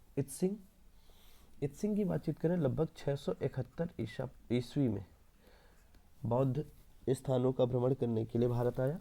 और हुएनसांग की बातचीत करें तो हर्षवर्धन के काल में 630 ईस्वी से लेकर 645 ईस्वी के आसपास ये भारत में रहा। हर्षवर्धन के टाइम पर आता है और इसने एक प्रसिद्ध किताब लिखी जिसका नाम है सी यू की। क्या नाम है? सी यू की। सी यू की किताब का नाम है। ठीक है, तो किताबें भी पूछी जा सकती हैं और कभी कभी आने का क्रम। तो सबसे पहले मेगस्थनीज करेंगे, मेगस्थनीज के बाद हम करेंगे फाहियान, फाहियान के बाद फिर क्या करेंगे? हुएनसांग, और हुएनसांग के बाद हम इत्सिंग को यहाँ पर टिक करेंगे। ठीक है, चले आगे नेक्स्ट क्वेश्चन की तरफ चलते हैं। क्वेश्चन नंबर अगला 25 नंबर की तरफ बढ़ रहा है। अशोक के शिलालेखों को पहली बार किसने पढ़ा? पढ़ने की बात है, देखने की बात नहीं। देखने की जब हम आपसे बातचीत करते हैं, मान लीजिए कि सबसे पहले किसने इनको खोजा, तो हम कहेंगे भैया टी पैंथलर ने 1750 में खोजा था। किसने खोजा था? टी पैंथलर ने। अशोक के शिलालेखों को सबसे पहले किसने खोजा? तो हम कहेंगे भैया टी पैंथलर ने 1750 में। एक मिनट रुकिएगा, पेन गायब हो गया क्या? हाँ, ये पेन आ गया। चलो, अशोक के शिलालेखों का खोजकर्ता कौन है? तो खोजकर्ता की जब हम आपसे बात कर रहे हैं तो कह रहे हैं टी पैंथलर है। और टी पैंथलर ने 1750 में खोजा। अच्छा, पढ़ा किसने? प्रश्न पूछ रहे हैं, कह रहे हैं विलियम जोन्स ने पढ़ा, जेम्स प्रिंसेप ने पढ़ा था, मैक्स मुलर ने पढ़ा था, रखालदास बनर्जी ने। तो 1837 में ब्राह्मी लिपि को पढ़ने में सफलता प्राप्त की थी जेम्स प्रिंसेप ने। और इसीलिए हम क्या कहते हैं कि शिलालेखों को सबसे पहली बार किसने पढ़ा? तो हम कहेंगे सबसे पहले शिलालेखों को पढ़ने का काम जेम्स प्रिंसेप ने 1837 में किया, 1837 में किया। कब किया? 1837 में। ठीक है, क्वेश्चन नंबर 26 की तरफ चलते हैं, 26 नंबर। देखिए क्या, मौर्य वंश का अंतिम शासक कौन था? मौर्य वंश का अंतिम शासक कौन था? ठीक है, कुणाल था, संप्रति था, बृहदत्त था, दशरथ था। तो जब हम कहते हैं मौर्य वंश का अंतिम शासक, देखोगे बृहदत्त था। इसकी जो हत्या है वो 185 ईस्वा पूर्व में किसके द्वारा की जाती है? तो एक है, नाम है पुष्यमित्र शुंग, ब्राह्मण वंशी है पुष्यमित्र शुंग, ये सेनापति भी था। और पुष्यमित्र शुंग ने क्या किया? बृहदत्त की हत्या की। पुष्यमित्र शुंग के द्वारा हत्या कर दी जाती है और फिर शुंग वंश या ब्राह्मण वंश की स्थापना की जाती है। शुंग वंश की स्थापना। ठीक है, शुंग वंश की स्थापना कौन करता है? तो हम कहते हैं पुष्यमित्र शुंग ने 185 ईसा पूर्व में। कब किया था? 185 ईसा पूर्व में शुंग वंश की स्थापना की थी। ठीक है, 27 नंबर की तरफ चलते हैं, क्वेश्चन नंबर 27 की बात करते हैं। बिंदुसार के शासनकाल के दौरान अशांति कहाँ हुई थी? तो बिंदुसार के शासनकाल के दौरान अशांति कहाँ हुई थी? बिंदुसार मतलब मौर्य वंश की, बिंबिसार नहीं। बिंबिसार की बात मैं करता तो बिंबिसार की बात करता तो हर्यक वंशी होता, लेकिन यहाँ बिंदुसार की बात हो रही तो बिंदुसार मतलब मौर्य वंशी। कहने उज्जैनी में, तक्षशिला में, सवर्णगिरी में और राजगृह में। तो हम उत्तर करेंगे भैया तक्षशिला में क्या हुआ था? तक्षशिला में अशांति हुई थी, तक्षशिला में अशांति हुई थी। और इसी को दबाने के लिए अशोक व उसके एक भाई को भेजा जाता है और बहुत ही वीरता के साथ इस विद्रोह का दमन अशोक के द्वारा किया जाता है। ठीक है, चलिए क्वेश्चन अगला 28 की तरफ चलते हैं। सांची स्तूप किस राज्य में स्थित है? उत्तर प्रदेश, मध्य प्रदेश, बिहार, गुजरात। तो आप सबको पता है कि सर सांची का जो स्तूप है, अब इसमें क्या बताना है? ये तो आपका मध्य प्रदेश में ही है, भोपाल के पास रायसेन जिले में। मध्य प्रदेश में कहाँ पर? भोपाल के पास एक जिला है जिसका नाम है रायसेन। क्या नाम है? रायसेन जिले का नाम है। ठीक, तो इस बात को ध्यान दीजिएगा। क्वेश्चन नंबर 29 की तरफ चलते हैं, 29 नंबर की तरफ बढ़ते हैं। ठीक है, अशोक ने किस बौद्ध भिक्षु से प्रभावित होकर बौद्ध धर्म को अपनाया? किस बौद्ध भिक्षु से प्रभावित होकर बौद्ध धर्म को अपनाया? ठीक है, तो कह उपगुप्त, विष्णुगुप्त, ब्रह्मगुप्त, बृहदत्त। किसको? तो हम कहते हैं सर उपगुप्त, हम लोगों ने पढ़ा है उपगुप्त।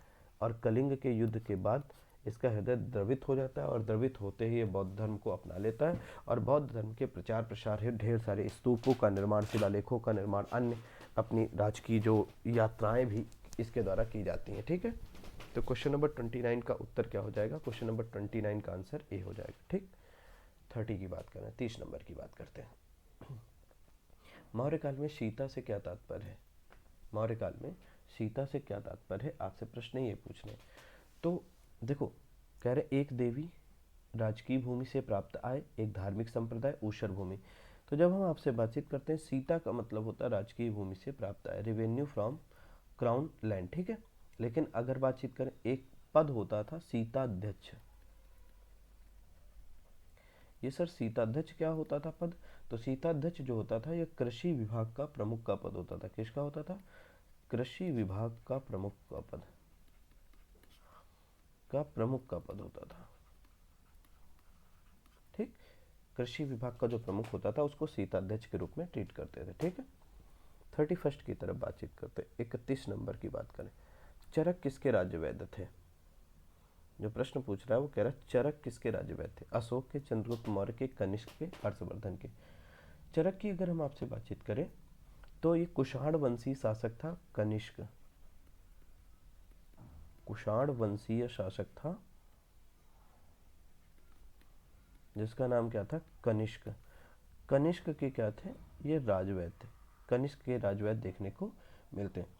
और कुषाण की जब हम कनिष्क की बातचीत करें तो 127 ईस्वी से लेकर 151 ईस्वी तक इन्होंने राज किया, सीई राज किया। ठीक, और इन्होंने ही शक संवत को शुरू किया था। किसको शुरू किया था? शक संवत को शुरू किया था, जो 78 ईस्वी को हम मानकर चलते। शक संवत 78 ईस्वी को हम मानकर चलते। अगले प्रश्न की तरफ चलते हैं। क्वेश्चन नंबर अगला 32, भारत का नेपोलियन किसे कहा जाता है? Who is known as Napoleon of India? Napoleon of India, जरा सोचिए, नेपोलियन ऑफ इंडिया की बातचीत आपसे कर रहे हैं। तो चंद्रगुप्त प्रथम कह रहे हैं, समुद्रगुप्त कह रहे हैं, स्कंदगुप्त कह रहे हैं, श्रीगुप्त कह रहे हैं। देखिए, सिंपल सी भाषा में अगर हम आपसे बातचीत करें तो आप देखोगे समुद्रगुप्त को, समुद्रगुप्त ने 335 से लेकर 375 ईस्वी तक, 375 ईस्वी तक क्या किया? शासन किया। और इसी की उपलब्धियों का जो उल्लेख है वो आप देखोगे, एक प्रयाग प्रशस्ति इलाहाबाद स्तंभ लेख है। क्या है? इलाहाबाद स्तंभ लेख, स्तंभ लेख, प्रयाग प्रशस्ति, प्रयाग प्रशस्ति। इसमें हरिशेन ने किया। किसने किया था? हरिशेन ने किया। ये हरिशेन के द्वारा लिखा गया है और यही जो है उसी को हम नेपोलियन के रूप में ट्रीट करते हैं। ये क्या है? नेपोलियन है। तो भारत का नेपोलियन किसे कहा जाता है? तो भारत का नेपोलियन समुद्रगुप्त को कहा जाता है। गुप्त वंश का संस्थापक कौन था? अगला क्वेश्चन पूछ रहे हैं, गुप्त वंश का संस्थापक कौन था? चंद्रगुप्त, श्रीगुप्त, घटोत्कच, कुमारगुप्त। तो गुप्त वंश की स्थापना जो है वो श्रीगुप्त ने करी थी ज्ञात शासकों में। इसके बाद श्रीगुप्त ने 240 से लगभग 280 ईस्वी तक शासन किया।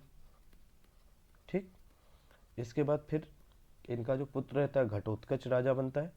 घटोत्कच ने मोटा मोटा बातचीत करें 280 से लेकर 280 ईस्वी से लेकर लगभग 319 ईस्वी तक शासन किया। ठीक, घटोत्कच के बाद अगर हम आपसे बातचीत करें तो चंद्रगुप्त राजा बनता है। इसने 319 ईस्वी से लेकर लगभग 334 ईस्वी तक राजा रहता है। और इसके बाद चंद्रगुप्त के बाद समुद्रगुप्त राजा बनता है। कौन? समुद्रगुप्त राजा बनता है। अभी समुद्रगुप्त के बारे में नहीं बताया। इन्होंने 335 से लेकर 380 ईस्वी तक, 380 ईस्वी तक राजा बनते हैं। ठीक है, इसके बाद फिर आप देखोगे कौन बनता है? फिर आप देखोगे चंद्रगुप्त द्वितीय बनता है 380 ईसा पूर्व में। चंद्रगुप्त द्वितीय 380 ईस्वी से 412 ईस्वी तक ये राजा रहते हैं। उसके बाद कुमारगुप्त बनते हैं और कुमारगुप्त 415 से लेकर 455 ईस्वी तक राजा रहते हैं। ठीक है, और इसके बाद फिर स्कंदगुप्त की जब हम आपसे बातचीत करते हैं तो 455 से लेकर 467 ईस्वी तक राजा रहते हैं। आप इसको इतिहास की दृष्टि में, स्थापत्य कला में, आप अन्य चीज़ों में जैसे साहित्य में गुप्त काल को स्वर्ण युग के रूप में ट्रीट कर सकते हैं। फाहियान किसके शासनकाल में भारत आया था? तो फाहियान किसके शासनकाल में है? समुद्रगुप्त, चंद्रगुप्त द्वितीय, हर्षवर्धन, कनिष्क। तो अभी मैंने आपको आज ही के सेशन में बताया कि सर चंद्रगुप्त द्वितीय के टाइम पर जो फाहियान था वो भारत आता था। फो क्यों की इसकी रचना, फो क्यों की इसकी रचना फेमस है। ठीक है।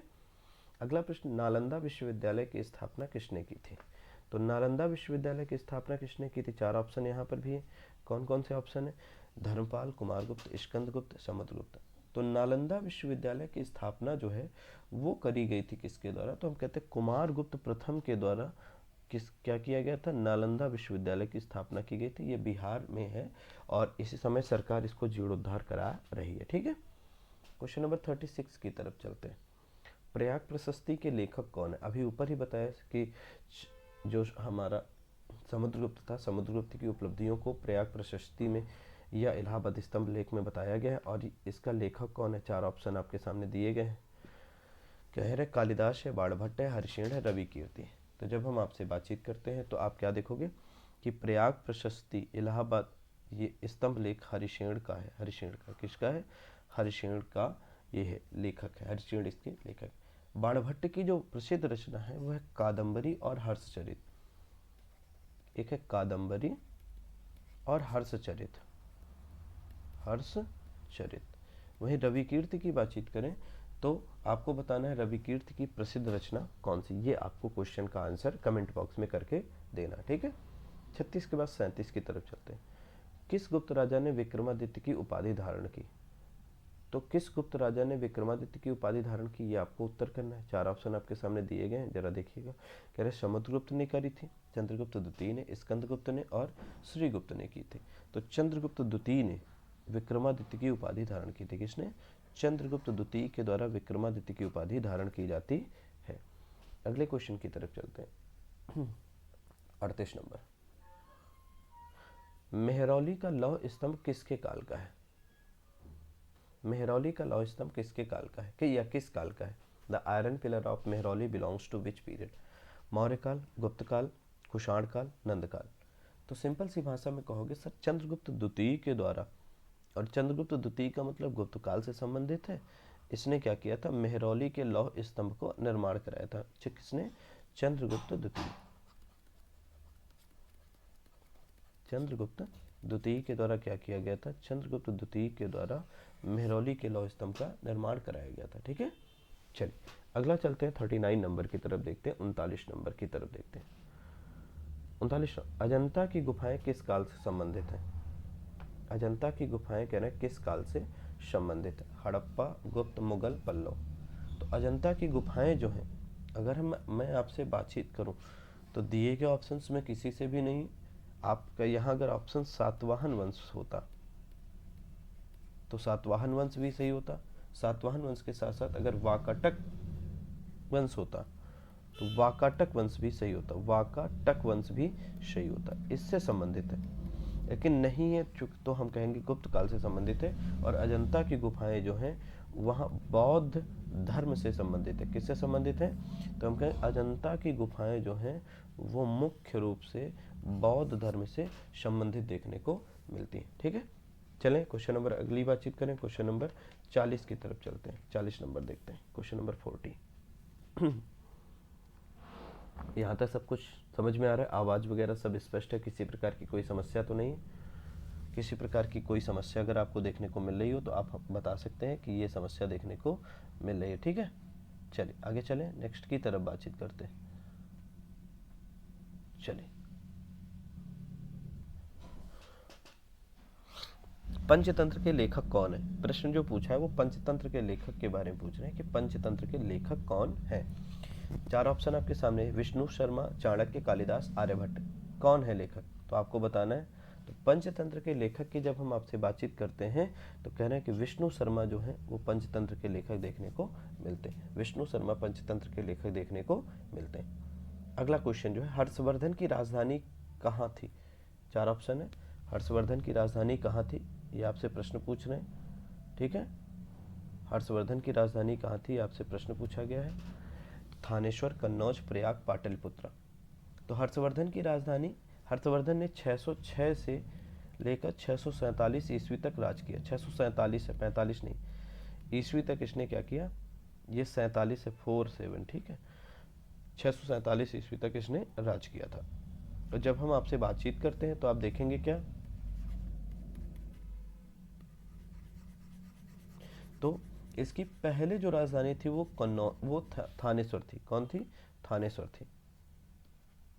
पहली राजधानी थानेश्वर थी, बाद में राजधानी को कन्नौज ट्रांसफर किया गया और कन्नौज ही सबसे महत्वपूर्ण राजधानी हर्षवर्धन की मानी जाती है। ठीक है, तो 41 नंबर का आंसर क्या हो जाएगा? D option. 42 की तरफ बढ़ते हैं। हर्षचरित के लेखक कौन है? अभी ऊपर भी बताया हर्षचरित और कादम्बरी के लेखक कौन है, तो कह रहे हैं हर्षवर्धन है, फिर दूसरा कह रहे हैं माणभट्ट है, ह्वेनसांग है, और फिर कह रहे हैं आपसे कालिदास है। तो कौन है, क्या उत्तर दोगे? तो हम कहेंगे सर बाणभट्ट ने कादम्बरी और हर्षचरित की रचना की। हर्षचरित की रचना किसने करी? तो बाणभट्ट ने कादम्बरी और हर्षचरित की रचना की थी। अगले प्रश्न की तरफ चलते हैं। कह रहे ह्वेनसांग किसके शासनकाल में भारत आया था? ये भी बता चुके हैं, बताने का मतलब एक्सप्लेन किया है, तो आप कर सकते हो, क्या कर सकते हो इसका? हर्षवर्धन, चंद्रगुप्त, कनिष्क, पुलकेशिन द्वितीय। तो हर्षवर्धन के टाइम पर ये आता है 630 से 645 ईस्वी के आसपास, और ये भारत में रहता है। इसकी प्रसिद्ध रचना सी यू की है। 645 ईस्वी तक भारत रहा। इसकी प्रसिद्ध रचना सी यू की, किताब का नाम याद रखना, ठीक है, सी यू की इसकी प्रसिद्ध रचना का नाम देखने को मिलता है। ठीक है, 44 की तरफ चलते हैं, 44 नंबर। चालुक्य राजा पुलकेशिन द्वितीय ने किसे हराया था? चालुक्य राजा पुलकेशिन द्वितीय ने किसे हराया था, ये आपसे प्रश्न पूछ रहे हैं। तो पुलकेशिन द्वितीय ने किसको हराया था? समुद्रगुप्त को, हर्षवर्धन को, महेंद्र वर्मन को, बिंदुसार को। तो हम कहेंगे सर हर्षवर्धन को चालुक्य राजा पुलकेशिन द्वितीय ने हराया था। ठीक है, पुलकेशिन जो राजा था ये चालुक्य वंशी था। देखो क्वेश्चन में ही लिखा चालुक्य राजा, तो चालुक्य वंश का शासक था पुलकेशिन द्वितीय। ठीक है, और नर्मदा नदी के तट पर पराजित किया था। कब? तो नर्मदा नदी के तट पर पराजित किया था। बात लगभग 618 या 19 ईस्वी की है, 19 ईस्वी की आसपास की बात है। ठीक है, 45 नंबर की तरफ चलते हैं, 45 नंबर। कह रहे एलोरा के कैलाश मंदिर का निर्माण किसने कराया था? एलोरा के कैलाश मंदिर का निर्माण किसने कराया था? 4 ऑप्शन है। कृष्ण प्रथम ने कराया था, दंती दुर्ग ने, राजराज प्रथम ने, नरसिंह वर्मन ने कराया था। देखो राष्ट्रकूट वंश के राजा थे कृष्ण प्रथम। राष्ट्रकूट वंश के राजा थे कौन? कृष्ण प्रथम। और ये कृष्ण प्रथम ने ही क्या किया था? एलोरा में के कैलाश मंदिर का निर्माण कराया था। और आपको मैं बता देता हूँ थोड़ी सी इन्फॉर्मेशन, ये यूनेस्को की वर्ल्ड हेरिटेज साइट में शामिल, वर्तमान समय में यूनेस्को की वर्ल्ड हेरिटेज साइट में ये शामिल। पल्लव वंश की कह रहे राजधानी क्या है? तो पल्लव वंश की राजधानी क्या है? तंजावुर, कांचीपुरम, मदुरै, और फिर क्या कह रहे हैं? वातापी। तो पहले पल्लव वंश की स्थापना जो है वो किसने करी? तो पल्लव वंश की स्थापना जो है वो की थी सिंह विष्णु जी ने। किसने करी थी? सिंह विष्णु जी ने। और इसकी राजधानी क्या है? तो हम कहते हैं इनकी जो राजधानी वो कांचीपुरम, कांचीपुरम इसकी राजधानी। अब इसमें जो प्रतापी शासकों में है तो महेंद्र वर्मन या नरसिंह वर्मन, महेंद्र वर्मन, महेंद्र वर्मन, ठीक, इसके साथ साथ नरसिंह वर्मन प्रथम, नरसिंह वर्मन प्रथम, नरसिंह वर्मन प्रथम, ये प्रतापी शासक, और इनमें से भी नरसिंह वर्मन सबसे प्रतापी शासक देखने को मिलता है। इसने लगभग 630 से 668 ईस्वी तक राज किया। 668 ईस्वी तक क्या करते हैं? राज करते हैं। 630 से 668 ईस्वी तक राज करते हैं। और जानते हैं जब हम आपसे बातचीत करते हैं तो इन्होंने महाबलीपुरम में एक रथ मंदिर का निर्माण कराया था। जो महाबलीपुरम है, महाबलीपुरम के रथ मंदिर, इसी में आप देखते हो युधिष्ठिर रथ का निर्माण, या अर्जुन रथ, भीम रथ, द्रौपदी रथ और नकुल व सहदेव रथ का निर्माण इन्होंने ही कराया। इनको वातापी कोंडा के रूप में भी हम ट्रीट करते हैं। ठीक है, तो क्वेश्चन 46 का बी आंसर। 47 नंबर की तरफ चलते हैं। चोल वंश का संस्थापक कौन था? चोल वंश का संस्थापक कौन था आपसे प्रश्न पूछ रहा है। तो कह रहा है राजराज था, विजयालय था, राजेंद्र था, आदित्य था, कौन था? चोल वंश के संस्थापक की जब हम आपसे बातचीत करते हैं तो चोल वंश की स्थापना जो है विजयालय ने की थी। किसने की थी? विजयालय ने की थी। और चोल वंश की जो स्थापना है वो 850 ईस्वी में की गई थी। किसने? 850 ईस्वी की हम यहाँ पर आपसे बातचीत करने चल रहे हैं। 850 ईस्वी में की थी। ठीक है। इनकी जो राजधानी थी, मतलब चोलों की राजधानी क्या थी? तो चोलों की जो राजधानी थी उसको हम तंजावुर के नाम से जानते हैं। किसके नाम से? तंजावुर के नाम से। और यहीं पर तंजावुर में ही आप देखेंगे राजराज ने क्या किया था। राजराज प्रथम आप कह लो, राजराज प्रथम ने बृहदेश्वर मंदिर का निर्माण कराया था। किसका? बृहदेश्वर मंदिर का निर्माण, बृहदेश्वर मंदिर का निर्माण कराया था। बृहदेश्वर मंदिर का निर्माण इन्होंने ही कराया था, राजराज प्रथम ने। ठीक है, चलो आगे चलते हैं। 47 के बाद 48 की तरफ चलते हैं। कह रहे महाबलीपुरम के रथ मंदिरों का निर्माण किसने कराया था? अभी मैंने आपको बताया महाबलीपुरम के रथ मंदिरों का निर्माण किसने कराया था। तो नरसिंह वर्मन प्रथम, राजराज प्रथम, महेंद्र वर्मन, पुलकेशियन द्वितीय। तो अगर हम कहें तो आप देखोगे महाबलीपुरम के रथ मंदिर का जो निर्माण है वो नरसिंह वर्मन प्रथम ने कराया था। किसने कराया था? नरसिंह वर्मन प्रथम ने। यही आपका युधिष्ठिर रथ है। इसके साथ साथ द्रौपदी रथ, अर्जुन रथ, भीम रथ और नकुल व सहदेव रथ एक में। ठीक है। मामल्ल शैली का भी आप प्रयोग इसमें देखने को मिलता है। मामल्लों के रूप में भी, मामल्ल के रूप में भी आप इसको ट्रीट करेंगे। ठीक है। 48 के बाद 49 नंबर की बात करते हैं, 49 नंबर। अगला कह रहे हैं राज राजेश्वर मंदिर तंजावुर किसने बनवाया था? राज राजेश्वर मंदिर तंजावुर किसने बनवाया था? बढ़िया प्रश्न है, जरा देखिएगा। राजेंद्र चोल ने बनवाया था, राजराज चोल ने बनवाया था, है ना। फिर विजयालय ने, दंत दुर्ग ने। तो क्या उत्तर हो जाएगा? तो हम कहेंगे सर राज चोल ने राजेश्वर मंदिर का निर्माण कराया था। राजेश्वर मंदिर तंजावुर का निर्माण किसने कराया था? तो हम कहेंगे राज राजेश्वर मंदिर का निर्माण राजराज चोल ने या राजराज चोल वन ने कराया था, प्रथम ने कराया था। अगला क्वेश्चन 50 नंबर की तरफ चलते हैं। कह रहे विक्रमशिला विश्वविद्यालय की स्थापना किसने करी थी? विक्रमशिला विश्वविद्यालय की स्थापना किसने की थी? आपसे ऐसा देवपाल, धर्मपाल, गोपाल, महिपाल। तो विक्रमशिला विश्वविद्यालय की स्थापना जो है बंगाल में धर्मपाल ने की थी। किसने की थी? बंगाल में धर्मपाल ने की थी। बंगाल में धर्मपाल ने विक्रमशिला यूनिवर्सिटी की स्थापना की थी। अगले क्वेश्चन की तरफ चलते हैं। Question number 51। हड़प्पा सभ्यता की खोज किस वर्ष हुई थी? अगला क्वेश्चन, हड़प्पा सभ्यता की खोज किस वर्ष हुई थी? 1920 में, 1921 में, 1922 में, 1925 में। तो हड़प्पा सभ्यता की खोज 1921 में राय बहादुर दयाराम साहनी ने की थी। राय बहादुर दयाराम साहनी ने, दयाराम साहनी ने की थी। दयाराम साहनी जी ने की थी। 1921 में इसकी खोज हुई थी। और हड़प्पा जो है वो रावी नदी के किनारे, किस नदी के किनारे? रावी नदी के तट पर, रावी नदी के तट पर है।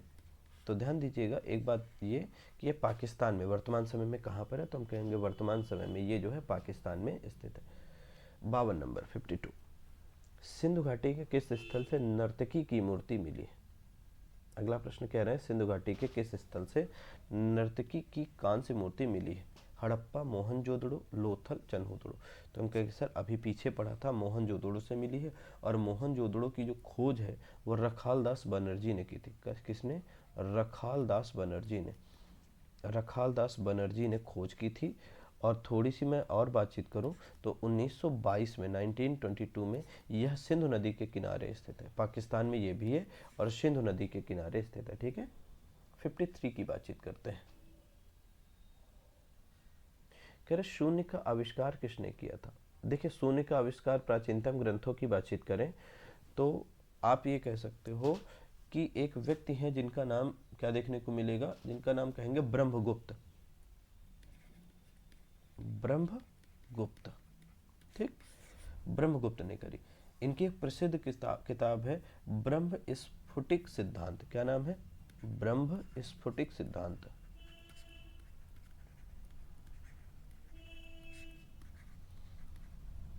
ब्रह्म स्फुटिक सिद्धांत में इन्होंने करा। लेकिन ऑप्शन तो है नहीं, तो ऐसी स्थिति में हम यहाँ पर टिक लगा देंगे आर्यभट्ट ने, क्योंकि इसका प्रयोग बढ़िया तरीके से करा था। तो 53 नंबर का आंसर जो हो जाएगा वो हम आर्यभट्ट कर देंगे। ठीक है। क्वेश्चन नंबर 54 की तरफ चलते हैं, 54 नंबर की तरफ बढ़ते हैं। पुराणों की संख्या कितनी है? बढ़िया प्रश्न है, शानदार प्रश्न है, आपको आंसर करना है। पुराणों की संख्या कितनी है? 12, 16, 18, 20। तो पुराणों की संख्या सर हम बचपन से पढ़ते चले आ रहे हैं, 6, 7, 8 में पढ़ा, 18 है। कितनी? 18। कौन कौन से पुराण है? तो पुराणों के नाम अगर याद कर पाओ तो याद कर लो। एक तो विष्णु पुराण है, ठीक, विष्णु पुराण है, ठीक। इसके बाद दूसरी बातचीत करें और एक है नारदीय पुराण, नारदीय पुराण। तीसरे की बातचीत करें, एक है श्रीमद् भगवत पुराण है, श्रीमद् भगवत पुराण, भगवत पुराण है। अगली बातचीत करें, एक है गरुड़ पुराण। अगली बातचीत करें, एक है पद्म पुराण, एक है वराह पुराण है, एक ब्रह्म पुराण है, एक है ब्रह्मांड पुराण है। ब्रह्मांड पुराण के साथ साथ एक अगली बातचीत करें, एक है ब्रह्म वैवर्त पुराण है, ब्रह्म वैवर्त पुराण है। एक है मार्कंडेय पुराण है, मार्कंडेय पुराण है। एक आप देखोगे भविष्य पुराण है। इसके साथ साथ एक है वामन पुराण है, वामन पुराण के साथ एक मत्स्य पुराण है। मत्स्य पुराण के साथ साथ अगर हम आपसे बातचीत करें तो एक है कूर्म पुराण है, एक है लिंग पुराण है। इसके साथ साथ एक है शिव पुराण है, एक स्कंद पुराण है, स्कंद पुराण है। स्कंद पुराण के साथ साथ एक है आप देखोगे अग्नि पुराण। कौन सा? अग्नि पुराण। ये देखो 18 पुराण है, तो देख लो 1, 2, 3, 4, 5, 6, 7, 8, 9, 10, 11, 12, 13, 14, 15, 16, 17 और ये 18। कितने? 18 पुराण हो गए। 18 पुराण है। पुराणों की संख्या कितनी है? तो पुराणों की संख्या जो देखने को मिलती है वो 18 पुराण देखने को मिलते हैं, ठीक है। शंख लिपि का प्रयोग किस काल में हुआ? शंख लिपि का प्रयोग किस काल में हुआ? इलाहाबाद स्तंभ लेख में, गिरनार में, भाबरू, मेरठ में। संघ लिपि के बारे में जब हम आपसे बातचीत करते हैं तो आप थोड़ा सा यहाँ फोकस अगर करेंगे तो हम कहेंगे भैया ये गुप्त काल के मंदिरों की सीढ़ियों, स्तंभों और गुफाओं, मूर्तियों में इसका प्रयोग होता था। किसमें? तो जो गुप्त काल के मंदिर होते थे, गुप्त काल के मंदिर की सीढ़ियाँ जो हैं, इस सीढ़ियों के साथ साथ स्तंभ जो हैं, स्तंभ के साथ साथ जो गुफाएं बनी हैं इस टाइम की, गुफाओं के साथ साथ अगर हम आपसे बातचीत करें तो आप देखोगे जो मूर्तियां बनी हैं, मूर्तियां बनी हैं, इसमें देखोगे शंख लिपि का प्रयोग होता था। और इलाहाबाद स्तंभ जो लेख है वो गुप्त वंश से संबंधित है, गुप्त काल से संबंधित है, तो यहाँ पर होगा। इसके साथ साथ एक बिलसरह मंदिर है एटा में, उसमें भी शंख लिपि का प्रयोग हुआ है। और उत्तराखंड के 12 हाट में त्रिशूल जो बना है उसमें भी शंख लिपि का प्रयोग हुआ है। 56 नंबर की तरफ बढ़ते हैं, 56। कालिदास किसके दरबारी कवि थे? कालिदास किसके दरबारी कवि थे? समुद्रगुप्त के थे, चंद्रगुप्त द्वितीय के, हर्ष के, अशोक के। तो आप देखोगे चंद्रगुप्त द्वितीय के दरबारी कवि थे। चंद्रगुप्त द्वितीय के दरबारी कवि कौन थे? तो कालिदास चंद्रगुप्त द्वितीय के दरबारी कवि थे, ठीक है। 56 के बाद 57 नंबर की तरफ बढ़ते हैं। कह रहे पहला ज्ञात गुप्त शासक कौन था? तो गुप्त वंश की स्थापना हम लोग बचपन से पढ़ते हैं कि भैया श्री गुप्त ने करी थी, तो इसका आंसर हो जाएगा पहला ज्ञात गुप्त शासक जो है वो श्री गुप्त था, ठीक है। 58 नंबर की तरफ चलते हैं, 58 नंबर। कह रहे मुद्रा राक्षस के लेखक कौन है? 4 राइटर हैं। मुद्रा राक्षस के लेखक कौन देखने को मिलते हैं? जरा देखो, कह रहे कौटिल्य है, विशाखदत्त है, कालिदास है, भास है। बताओ। देखो कौटिल्य अर्थशास्त्र, विशाखदत्त की बातचीत करें तो इन्होंने मुद्रा राक्षस की रचना की है। कालिदास के बारे में आपको पता, अभिज्ञान शाकुंतलम, मेघदूतम, है ना। इसी तरीके से महाकवि भास की बातचीत करें तो इनकी प्रसिद्ध रचना जो है स्वप्नवास वदत्तम। क्या है? स्वप्नवास वदत्तम, वदत्तम। ये रचना इनकी स्वप्नवास वदत्तम इनकी रचना देखने को मिलती है। ठीक है, चलिए आगे चलते हैं नेक्स्ट क्वेश्चन की तरफ। अगला क्वेश्चन देखेंगे क्या है, क्वेश्चन नंबर 59 का आंसर आप करने का प्रयास करेंगे। ठीक है, गौतम बुद्ध ने सर्वाधिक उपदेश कहाँ दिए? सारनाथ में, श्रावस्ती में, कौशाम्बी में, और कौशाम्बी के बाद अगर हम अगली बातचीत करें तो कहाँ पर देखने को मिल रहा है, तो कह रहे हैं कि राजगृह में। तो गौतम बुद्ध ने अपना पहला उपदेश तो वाराणसी सारनाथ में दिया, जिसको हम धर्म चक्र प्रवर्तन के रूप में ट्रीट करते हैं, लेकिन श्रावस्ती व लोकेशन जहाँ पर उन्होंने सबसे अधिक उपदेश दिया, सर्वाधिक उपदेश श्रावस्ती में दिए थे। 59 के बाद 60 नंबर की तरफ चलते हैं, 60 नंबर। आजीवक संप्रदाय के संस्थापक कौन है? आजीवक संप्रदाय के बारे में जब हम थोड़ी सी बातचीत अगर आपसे करें तो ये घोर नियतिवादी है। आजीवकों को आप क्या कर सकते हो, नियतिवादी मान सकते हो। नियतिवादी का मतलब ये सब मान के चलते हैं सब कुछ पहले से लिखा हुआ है और आपके बस में कुछ भी नहीं, आप कुछ कर नहीं सकते हो, प्रकृति ने जो पहले से रच के रखा है वही होगा। और कह रहे उपाली है, मक्खली गोशाल है, आनंद है, रघुलो भद्र है। तो कौन है? तो हम कहेंगे मक्खली गोसाल जी आजीवक संप्रदाय के संस्थापक हैं। कौन? मक्खली गोसाल जी। ठीक है, चलिए अगला क्वेश्चन जो है वो है 61 नंबर। जूनागढ़ शिलालेख किससे संबंधित है? 4 ऑप्शन है, देखते हैं। रुद्रदामन से, बिंबिसार से, अशोक से, चंद्रगुप्त से, किससे संबंधित है? देखो, जब हम आपसे बात करते हैं जूनागढ़ जो अभिलेख है ये गुजरात के गिरनार में है। कहाँ पर है? गुजरात के गिरनार में है, गुजरात के गिरनार में है। और जब हम इसमें थोड़ी सी और चर्चा करें आपसे तो आप देखोगे इसी अभिलेख में जो जूनागढ़ शिलालेख है इसी में एक सुदर्शन झील के बारे में चर्चा मिलती है। सुदर्शन झील के बारे में चर्चा मिलती, और इसका जो निर्माण है वो रुद्रदामन के टाइम पर, मतलब ऑप्शन नंबर इसका ए हो जाएगा। रुद्रदामन इसके संबंध में प्रसिद्ध व्यक्ति देखने को मिलता है। ठीक है, यहाँ तक चीजें क्लियर हो रही हैं, किसी को कोई समस्या तो नहीं है? क्वेश्चन नंबर 62 की बातचीत करने चल रहे हैं। शक संवत की शुरुआत किसने करी थी? हालांकि मैं एक्सप्लेनेशन में मैं आपको बता चुका हूँ, ये प्रश्न का उत्तर आप करिए। ठीक है, थोड़ा सा पानी पी लेता हूँ। ठीक है, तब तक आप आंसर करिए।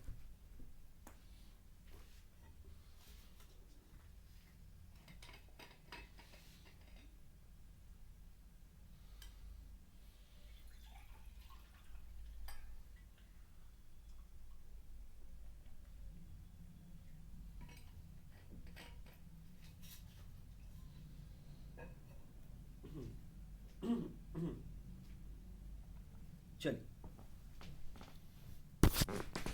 बताइएगा, शक संवत की शुरुआत किसने की थी?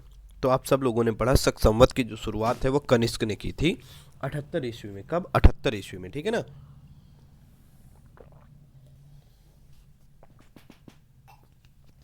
चलिए आगे चलते हैं, क्वेश्चन नंबर 63 की बातचीत करते हैं। बाणभट्ट किसके दरबारी कवि थे? प्रश्न पूछ रहा है बाणभट्ट किसके दरबारी कवि थे? तो विक्रमादित्य के थे, चंद्रगुप्त के थे, हर्षवर्धन के थे, कनिष्क के थे। किसके थे? तो हम कहेंगे भैया हर्षवर्धन के थे। इन्होंने हर्षचरित और कादम्बरी नामक पुस्तक की रचना इन्होंने ही तो लिखी है। तो प्रश्न नंबर 63 का सी हो जाएगा। ठीक है, 64 की तरफ बातचीत करते हैं, 64 की बात करते हैं। कह रहे खजुराहों के मंदिरों का निर्माण किसने कराया था? होलकर ने करवाया था, चंदेल ने कराया था, बुंदेलों ने कराया था, और इसके साथ साथ क्या कह रहे हैं, अगला जो कह रहे हैं वो अगला कह रहे हैं कि भैया सिंधिया ने करवाया था। तो जब हम आपसे बातचीत करते हैं तो खजुराहो के मंदिरों का जो निर्माण है वो किसने कराया था? चंदेलों ने कराया था। किसने? चंदेलों ने कराया था।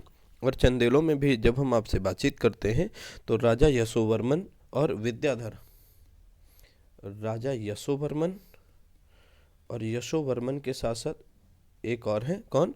राजा विद्याधर। इनका नाम देखने को मिलता है विद्याधर। राजा यशोवर्मन ने आप देखोगे लक्ष्मण मंदिर का निर्माण कराया था, लक्ष्मण मंदिर का निर्माण। और विद्याधर की बातचीत करें तो इन्होंने क्या कराया था? कंदरिया महादेव मंदिर का निर्माण कराया था। कंदरिया महादेव मंदिर का निर्माण कराया था, महादेव मंदिर का निर्माण कराया था। तो चंदेलों के द्वारा क्या हुआ था? चंदेलों के द्वारा खजुराहो के मंदिर का निर्माण कराया गया था। 64 के बाद अगला चलते हैं, 65 नंबर की तरफ चलते हैं। 65 नंबर देखते हैं। सिंधु घाटी की प्रमुख फसल क्या थी? सिंधु घाटी की प्रमुख फसल क्या थी? गेहूं और जौ, चावल और मक्का, केवल चावल, बाजरा। चावल को ब्रीही टर्म से इंडिकेट किया जाता था आर्य, मतलब कि ऋग्वैदिक काल में। लेकिन जब हम आपसे बातचीत करें, सिंधु घाटी सभ्यता की जो प्रमुख फसल थी वो गेहूं और जौ थी, व्हीट एंड बार्ले। 66 की तरफ चलते हैं। कह रहे हैं कि गायत्री मंत्र किस देवता को समर्पित है? गायत्री मंत्र किस देवता को समर्पित है? तो किसको समर्पित है? कह रहे हैं इंद्र को समर्पित है, वरुण को समर्पित है, सावित्री या सूर्य को समर्पित है, अग्नि को। तो गायत्री मंत्र देखते हो ऋग्वेद के तीसरे मंडल में है और यह मंत्र जो है वो सावित्री या सूर्य देवता को समर्पित है। 67 की तरफ चलते हैं, 67 नंबर की तरफ। बौद्ध धर्म में महाभिनिष्क्रमण क्या है? मैंने एक्सप्लेन किया था, अगर आपको पता है तो भाई बताओ, सोचो बताओ। कह रहे हैं बुद्ध की मृत्यु को कहते हैं, बुद्ध का गृह त्याग कहते हैं, बुद्ध का जन्म कहते हैं, पहला उपदेश कहते हैं। बताओ भाई क्या है? तो कहते हो सर 29 वर्ष की अवस्था में जो घर छोड़ते हैं उसी को महाभिनिष्क्रमण कहते हैं, मतलब बुद्ध का जो गृह त्याग है उसको महाभिनिष्क्रमण के रूप में ट्रीट करा जाता है। तो ध्यान दीजिएगा, कुछ शब्दों से क्वेश्चन बढ़िया बढ़िया पूछ लेते हैं। एक लाइनर का है, देख लो। 68 नंबर, तीसरी बौद्ध संगीति किसके शासन काल में हुई? तीसरी बौद्ध संगीति किसके शासन? चारों बौद्ध संगीति बता चुके हैं और तीसरी के बारे में आपसे प्रश्न पूछ रहा है। तो कह रहे हैं कनिष्क के काल में हुई, तो कनिष्क में चौथी हुई थी। अशोक के टाइम में, बिल्कुल अशोक के टाइम पर तीसरी हुई थी। अजातशत्रु के समय में पहली हुई थी और दूसरी कालाशोक के टाइम पर हुई थी। ठीक है। 68 के बाद 69 की तरफ चलते हैं, 69 नंबर। कह रहे अंग महाजनपद की राजधानी क्या थी? 16 महाजनपद हैं और 16 महाजनपद हैं, उनमें से उनकी राजधानी। कह रहे अंग महाजनपद की राजधानी क्या थी? कह रहे चंपा थी, बिल्कुल। तो वैशाली किसकी राजधानी थी? तो वज्जी संघ की राजधानी थी वैशाली। वज्जी संघ की राजधानी क्या थी? वैशाली। श्रावस्ती किसकी राजधानी थी? सर कौशल की जो राजधानी थी वो क्या थी? कौशल की राजधानी श्रावस्ती। और कौशाम्बी, वत्स की राजधानी जो थी वो कौशाम्बी देखने को मिलती है। ठीक है। 70 नंबर, जीवक किसके दरबार में प्रसिद्ध वैद्य थे? जीवक किसके दरबार में प्रसिद्ध वैद्य थे? ऐसा प्रश्न पूछ रहे हैं। बिंबिसार के, अशोक के, कनिष्क के, समुद्रगुप्त के। तो हम कहते हैं बिंबिसार के दरबार के प्रसिद्ध जो वैद्य थे वो जीवक थे, वो जीवक थे। ठीक है। 71 नंबर की तरफ चलते हैं। इंडिका किसने लिखी? अभी बताया इंडिका के बारे में बहुत सोचना ही नहीं पड़ा, सोचना पड़ेगा भाई।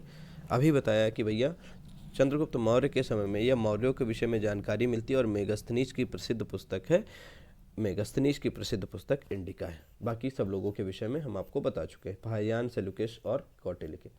अंकोर वट मंदिर कहाँ पर है? अंकोर वट मंदिर कहाँ पर है बताना है आपको। तो कह रहे हैं कि वियतनाम में है, कंबोडिया में है, थाईलैंड में है, म्यांमार में। तो अंकोर वाट जो मंदिर है ये आप देखोगे कहाँ पर है, तो ये आपको कंबोडिया में देखने को मिलेगा। कहाँ पर? कंबोडिया में देखने को मिलेगा। ठीक है। अगला क्वेश्चन चलते हैं 73 की तरफ। कह रहे कोणार्क का सूर्य मंदिर का निर्माण किसने कराया था? कह रहे हैं कि who built Konark sun temple? कह रहे नरसिंह देव प्रथम ने, कपिलेंद्र ने, पुरुषोत्तम देव ने, राजराज ने। तो जब हम आपसे बातचीत करते हैं तो आप देखोगे गंगवंशी राजा, एक गंग वंश के था, गंग वंश के राजा थे। और गंग वंश के राजा कौन थे? तो नरसिंह देव प्रथम। नरसिंह देव प्रथम ने क्या किया था? ये कोणार्क के सूर्य मंदिरों का निर्माण कराया था। कोणार्क के सूर्य मंदिरों का निर्माण नरसिंह देव प्रथम ने कराया था। ये गंग वंश से संबंधित थे। राजतरंगिणी पुस्तक किससे संबंधित है? चंद्रगुप्त से, कश्मीर के इतिहास से, युद्ध से और संगीत से। किससे संबंधित है? क्या बताओ, क्या आंसर क्या होगा? बताओ भाई। तो राजतरंगिणी जो पुस्तक है वो कल्हड़ की है। किसकी पुस्तक है? कल्हड़ की पुस्तक है। और इस पुस्तक में कश्मीर का इतिहास देखने को मिलता है। क्या देखने को मिलता है? कश्मीर का इतिहास हमको देखने को मिलता है। मतलब 74 नंबर का बी आंसर। ठीक है। 75 की तरफ चलते हैं, 75 नंबर की तरफ चलते हैं। हड़प्पा किस नदी की तट पर स्थित है? बता चुके हैं, आज ही के सेशन में बताया है, पुरानी भी बात नहीं। 4 ऑप्शन। सिंधु, तो इस मोहनजोदाड़ो सिंधु नदी के किनारे, झेलम, सतलुज, रावी। तो आंसर जो होगा वो होगा सर रावी नदी के किनारे हड़प्पा जो है वो स्थित है। हड़प्पा रावी नदी के तट पर स्थित है। ठीक है। अगले क्वेश्चन की तरफ चलते हैं। क्या अर्थशास्त्र में कितने अधिकरण है? हाउ मेनी सेक्शंस अधिकरणस आर इन अर्थशास्त्र? तो 12 ऑप्शन दे रहे हैं, 15 ऑप्शन दे रहे हैं, 18, 20। तो अर्थशास्त्र जानते हो चाणक्य या कौटिल्य ने लिखी है और जब हम आपसे बातचीत करते हैं तो ये 15 सेक्शंस में 15 अध्यायों में विभाजित है, मतलब इसमें 15 अध्याय हैं, मतलब ऑप्शन नंबर बी। ठीक है। 77 की तरफ चलते हैं। जैन धर्म में कैवल्य का क्या अर्थ है? तो जैन धर्म की जब हम आपसे बातचीत करते हैं तो महावीर स्वामी, ऋषभदेव, पार्श्वनाथ, ठीक है, इस तरीके के लोगों के नाम सुनने को मिलते हैं। कह रहे मृत्यु को कैवल्य कहते हैं, पूर्ण ज्ञान को कैवल्य कहते हैं, निर्वाण को कैवल्य कहते हैं, तपस्या को। तो जैन धर्म की जब हम आपसे बातचीत करते हैं तो जो पूर्ण ज्ञान होता है, जो पूर्ण ज्ञान की सिचुएशन होती है, उसको हम क्या कहते हैं? उसको हम कैवल्य के रूप में ट्रीट करते हैं, कैवल्य कहते हैं, ठीक है। अगला क्वेश्चन 78 नंबर, अशोक के धर्म की परिभाषा कहाँ से ली गई? अशोक के धर्म की परिभाषा कहाँ से ली गई, ये क्वेश्चन है। राहुलोवाद सूत्र में, ऋग्वेद से, महावंश से, इंडिका से। तो अशोक के धर्म की परिभाषा चूंकि बौद्ध धर्म से संबंधित है, ऋग्वेद तो पहले से ही खत्म, ये ब्राह्मण या हिंदू धर्म से, महावंश दीपवंश भी नहीं होगा, इंडिका ये मौर्यों के इतिहास के संबंध में, राहुलोवाद सूत्र जो है इसी से संबंधित है। ये नैतिक नियमों का वर्णन करती, ये क्या करता है? ये नैतिक नियमों का वर्णन करती, नैतिक नियमों का वर्णन, नियमों का वर्णन इस किताब में करा गया। इसके साथ साथ बातचीत करें, इसी को हम गेह विजय के रूप में भी ट्रीट करते हैं। इसी को हम क्या कहते हैं? गेह विजय कहते हैं। इसी को हम गेह विजय के रूप में भी ट्रीट करते हैं, ठीक है। तो 78 का ऑप्शन नंबर ए हो जाएगा। 79 की तरफ चलते हैं। किस काल को भारतीय इतिहास का स्वर्ण युग कहा जाता है? Which period is called the golden age of Indian history? तो बता चुके हैं, कह रहे हैं मौर्य काल को, गुप्त काल को, कुषाण काल को, सातवाहन काल को। तो यहाँ पर कहा गया है जो गुप्त काल है, जो कौन सा काल है? जो गुप्त काल है, उस गुप्त काल को यहाँ पर क्या कहा गया है? यहाँ पर स्वर्ण काल के रूप में ट्रीट किया गया। किसके रूप में? स्वर्ण काल के रूप में ट्रीट किया गया। तो आंसर जो हो जाएगा वो बी हो जाएगा। 80 नंबर की तरफ चलते हैं, ठीक है। 80 नंबर, मीनाक्षी मंदिर कहाँ स्थित है? 4 option. Where is Meenakshi temple located? Madurai, Pudukkottai, Trichy, Thanjavur. तो पांड्य राजा कुलशेखर ने मीनाक्षी मंदिर का निर्माण कराया था। किसने? पांड्य राजा कुलशेखर ने। कुलशेखर ने क्या किया था? कुलशेखर ने मीनाक्षी मंदिर का निर्माण कराया था। और ये कहाँ पर है? ये मदुरै में स्थित है। कहाँ पर? मदुरै में लोकेटेड है, मदुरै में लोकेटेड है, ठीक है ना। 80 के बाद 81 की तरफ चलते हैं, 81 नंबर की तरफ बढ़ते हैं। शिशुनाग वंश का अंतिम राजा कौन था? शिशुनाग वंश का अंतिम राजा कौन था? प्रश्न आपसे पूछ रहे हैं। कह रहे हैं नंदी वर्धन था, फिर अगला कह रहे हैं कालाशोक था, फिर अगला क्या कह रहे हैं? शिशुनाग था, फिर कह रहे हैं महापद्मनंद था। 4 ऑप्शन आपके सामने दिए हैं और आपको उत्तर करके बताना है, जल्दी से बताना है क्या आंसर होगा। तो क्या उत्तर होगा? तो हम कहेंगे भैया नंदीवर्धन या महानंदिन, नंदीवर्धन या महानंदिन, इसी को महानंदिन भी कहते हैं, महानंदिन के रूप में भी ट्रीट करते हैं। इसने 367 से 345 ईस्वी तक, 367 से 345 ईस्वी तक शासन किया, ठीक है ना। तो 81 नंबर का ऑप्शन ए हो जाएगा, ठीक। आगे चलते हैं 82 नंबर की तरफ। कह रहे हैं भारत में प्रथम स्वर्ण सिक्के किसने जारी किए थे? 4 ऑप्शन आपके सामने दिया है। भारत में प्रथम स्वर्ण सिक्के किसने जारी किए थे? कह रहे हैं कुषाणों ने जारी किए थे, फिर कह रहे हैं इंडो ग्रीक ने, गुप्तों ने, मौर्यों ने। तो भारत में सर्वप्रथम स्वर्ण सिक्के इंडो ग्रीक ने जारी किए थे। और इसमें से भी एक राजा है एंटियोकस। क्या नाम है? एंटियोकस। एंटियोकस ने सबसे पहले सोने के सिक्के भारत में प्रचलन में लाए थे। तो इंडो ग्रीक था, इंडो ग्रीक शासक था, इंडो ग्रीक, ठीक है। चलिए आगे चलते हैं नेक्स्ट क्वेश्चन की तरफ। 83 नंबर, 83। कह रहे चरक संहिता किस विषय से संबंधित है? चरक संहिता इज रिलेटेड टू।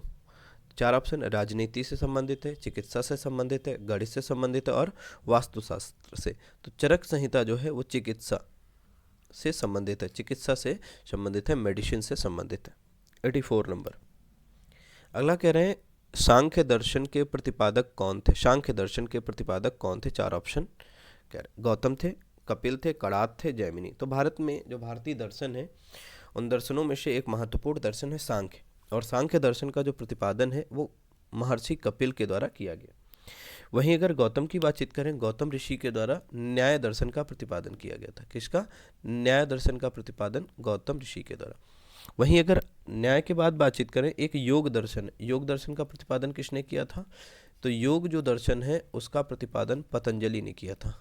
पतंजलि ने किया था। ठीक है, वहीं अगर उलूक कड़ाद की अगर हम आपसे बातचीत करें तो इन्होंने वैशेषिक दर्शन का प्रतिपादन किया था। किसका?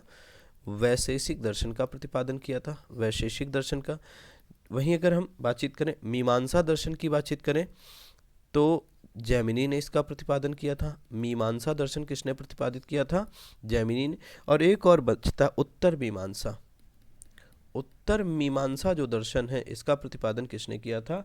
तो हम कहेंगे बादरायण ने किया था। किसने? बादरायण ने किया था। ठीक है, तो 84 नंबर का आंसर क्या हो जाएगा? 84 नंबर का ऑप्शन बी हो जाएगा। 85 की तरफ बढ़ते हैं, 85 नंबर। ठीक है, कह रहे अशोक का नाम अशोक किस अभिलेख में मिलता है? 4 ऑप्शन। क्या कह रहे हैं? अशोक का नाम अशोक किस अभिलेख में मिलता है? In which inscription Ashoka's name Ashoka is found? Maski, Kalsi, Rummindei, Sopara. Maski अभिलेख है कर्नाटक में। कहाँ पर? कर्नाटका में है। कर्नाटका, ये के है। ठीक है, कर्नाटका में है मास्की अभिलेख। इसी में अशोक का नाम क्या देखने को मिलता है? अशोक का नाम अशोक देखने को मिलता है। ठीक है, 86 नंबर की बात करते हैं। किसने विक्रम संवत की शुरुआत की थी? अशोक ने, कनिष्क ने, चंद्रगुप्त, विक्रमादित्य ने, समुद्रगुप्त ने। तो जब हम कहते हैं तो आप देखोगे 57 ईस्वी को चंद्रगुप्त विक्रमादित्य ने क्या किया था? विक्रम संवत की शुरुआत की थी। ठीक है, किसने? चंद्रगुप्त। विक्रम संवत की शुरुआत चंद्रगुप्त विक्रमादित्य ने करी थी 57 को। ठीक है, अगली 87 की बात करते हैं। एलोरा की गुफाएं किस राज्य में? Ellora caves are in which state? Ellora की गुफाएं किस राज्य में है? तो एलोरा की गुफाएं, अजंता और एलोरा दोनों ही गुफाएं कहाँ देखने को मिलती हैं? महाराष्ट्र राज्य में देखने को मिलती हैं। और जब हम आपसे बातचीत करते हैं महाराष्ट्र के औरंगाबाद जिले में, और ये जो हैं ये राष्ट्रकूटों के द्वारा और यादवों के द्वारा निर्मित करी गई। एलोरा की जो गुफाएं हैं राष्ट्रकूटों ने इसमें अच्छा निर्माण कराया। राष्ट्रकूटों के साथ साथ यादवों के द्वारा अच्छा निर्माण कराया गया, यादवों के द्वारा कार्य कराया गया। ठीक है, ये भी यूनेस्को की वर्ल्ड हेरिटेज साइट में शामिल है। 88 नंबर की तरफ चलते हैं। सिंधु घाटी के लोग किस धातु से अपरिचित थे? अपरिचित थे। सिंधु घाटी के लोग किस धातु से अपरिचित थे? कह रहे तांबे से अपरिचित थे, सोना से, लोहा से, चांदी से। तो उत्तर आएगा सर लोहा से अपरिचित थे। लोहा से तो ऋग्वैदिक काल के जो लोग थे वो भी अपरिचित थे, लेकिन जो उत्तर वैदिक काल के लोग थे वो लोग लोहे से परिचित हो गए थे। तो सिंधु घाटी सभ्यता के लोग लोहे से अपरिचित थे। ठीक है, बाकी तांबा, सोना और चांदी से परिचित थे। ठीक है, पूरा पाषाण काल के लोगों का मुख्य व्यवसाय क्या था? तो कह रहे कृषि का कार्य करना था, शिकार करना था, पशुपालन करना था और व्यापार करना था। तो कृषि तो बाद में आई, आप नवपाषाण काल कह लो या मध्य पाषाण काल, जो उत्तर मध्य पाषाण काल है उसमें कृषि का शुरू हुआ। लेकिन जो शिकार था, पाषाण काल के लोगों का जो मुख्य व्यवसाय था वो शिकार था, और शिकार के माध्यम से वो अपना जीवन यापन करते थे। बाद में पशुपालन और कृषि शुरू किया गया, वो मध्य पाषाण काल और नवपाषाण काल की वो देन है। कहना अष्टांग मार्ग सिद्धांत किसने दिया था? 4 ऑप्शन यहाँ पर भी है। महावीर ने, गौतम बुद्ध ने, आदि शंकराचार्य ने, कबीर ने। तो अष्टांग मार्ग कहता क्या है? तो अष्टांग मार्ग कहता है भैया, ये अष्टांग मार्ग कहता है सम्यक दृष्टि होनी चाहिए,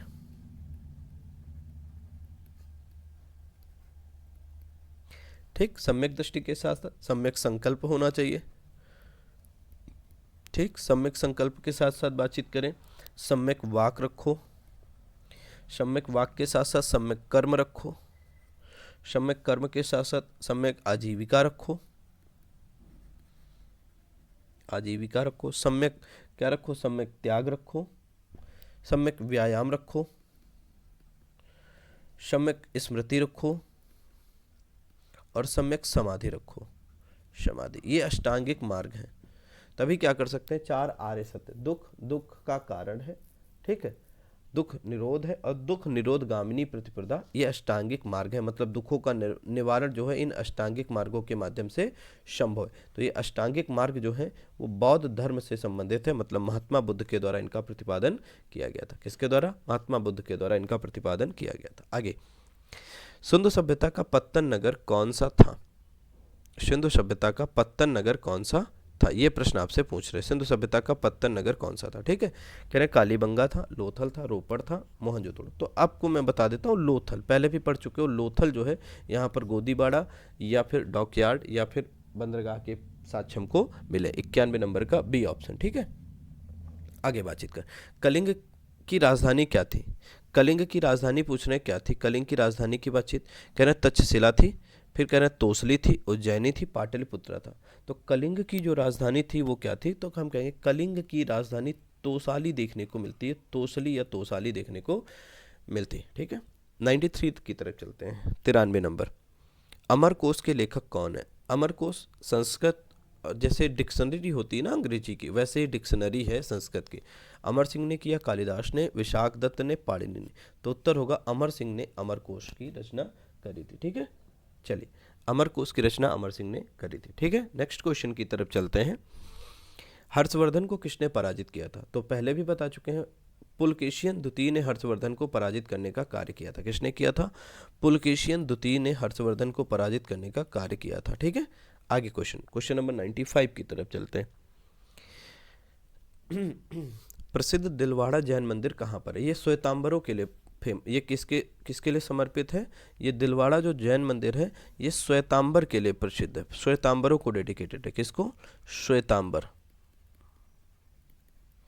श्वेतांबरों को डेडिकेटेड है। और जब हम इसके बारे में बातचीत करते हैं तो ये कहाँ है? कह रहे हैं माउंट आबू में, खजुराहो में, श्रवण बेलगोला में और जयपुर में।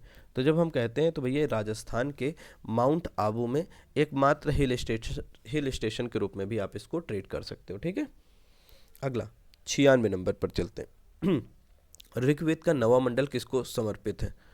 ऋग्वेद का नवा मंडल किसको समर्पित है? 4 ऑप्शन है, इंद्र को, अग्नि को, सोम को, वरुण को। तो ऋग्वेद का जो नवा मंडल है वो देवता सोम को समर्पित है। किसको? सोम को समर्पित है। ठीक है, अगले प्रश्न की तरफ चलते हैं। 97 नंबर की तरफ चलते हैं। हर्यक वंश का अंतिम राजा कौन था? Who was the last king of Haryanka dynasty? Who was the last king of Haryanka dynasty? Ajatashatru, Nagadashaka, Udayana, Aniruddha. तो अंतिम शासक था नागदशक। कौन था? नागदशक। इस नागदशक की हत्या जो है, जब हम आपसे बातचीत करें, शिशुनाग ने हटाकर शिशुनाग वंश की क्या की स्थापना की। नागदशक को किसने हटाया? शिशुनाग ने हटाया था। शिशुनाग ने हटाकर क्या किया? एक नए वंश जिसको हम क्या कहते हैं, शिशुनाग वंश की स्थापना की। शिशुनाग वंश की स्थापना की ठीक, अगले प्रश्न की तरफ चलते हैं। नेक्स्ट क्वेश्चन 98 नंबर क्वेश्चन कह रहे हैं सप्तपर्णी गुफा कहाँ स्थित है? Where is Saptaparni caves located? तो सप्तपर्णी गुफा कहाँ पर है? ऑप्शन क्या है? तो कह रहे हैं कि सप्तपर्णी जो गुफा है सांची में है, राजगृह में है, नालंदा में है, पावापुरी में। तो उत्तर आ जाएगा कि भैया ये कहाँ पर है? तो बिहार के राजगृह में लोकेटेड है। ठीक है, बिहार के कहाँ पर लोकेटेड है? बिहार के राजगृह में ये स्थित है।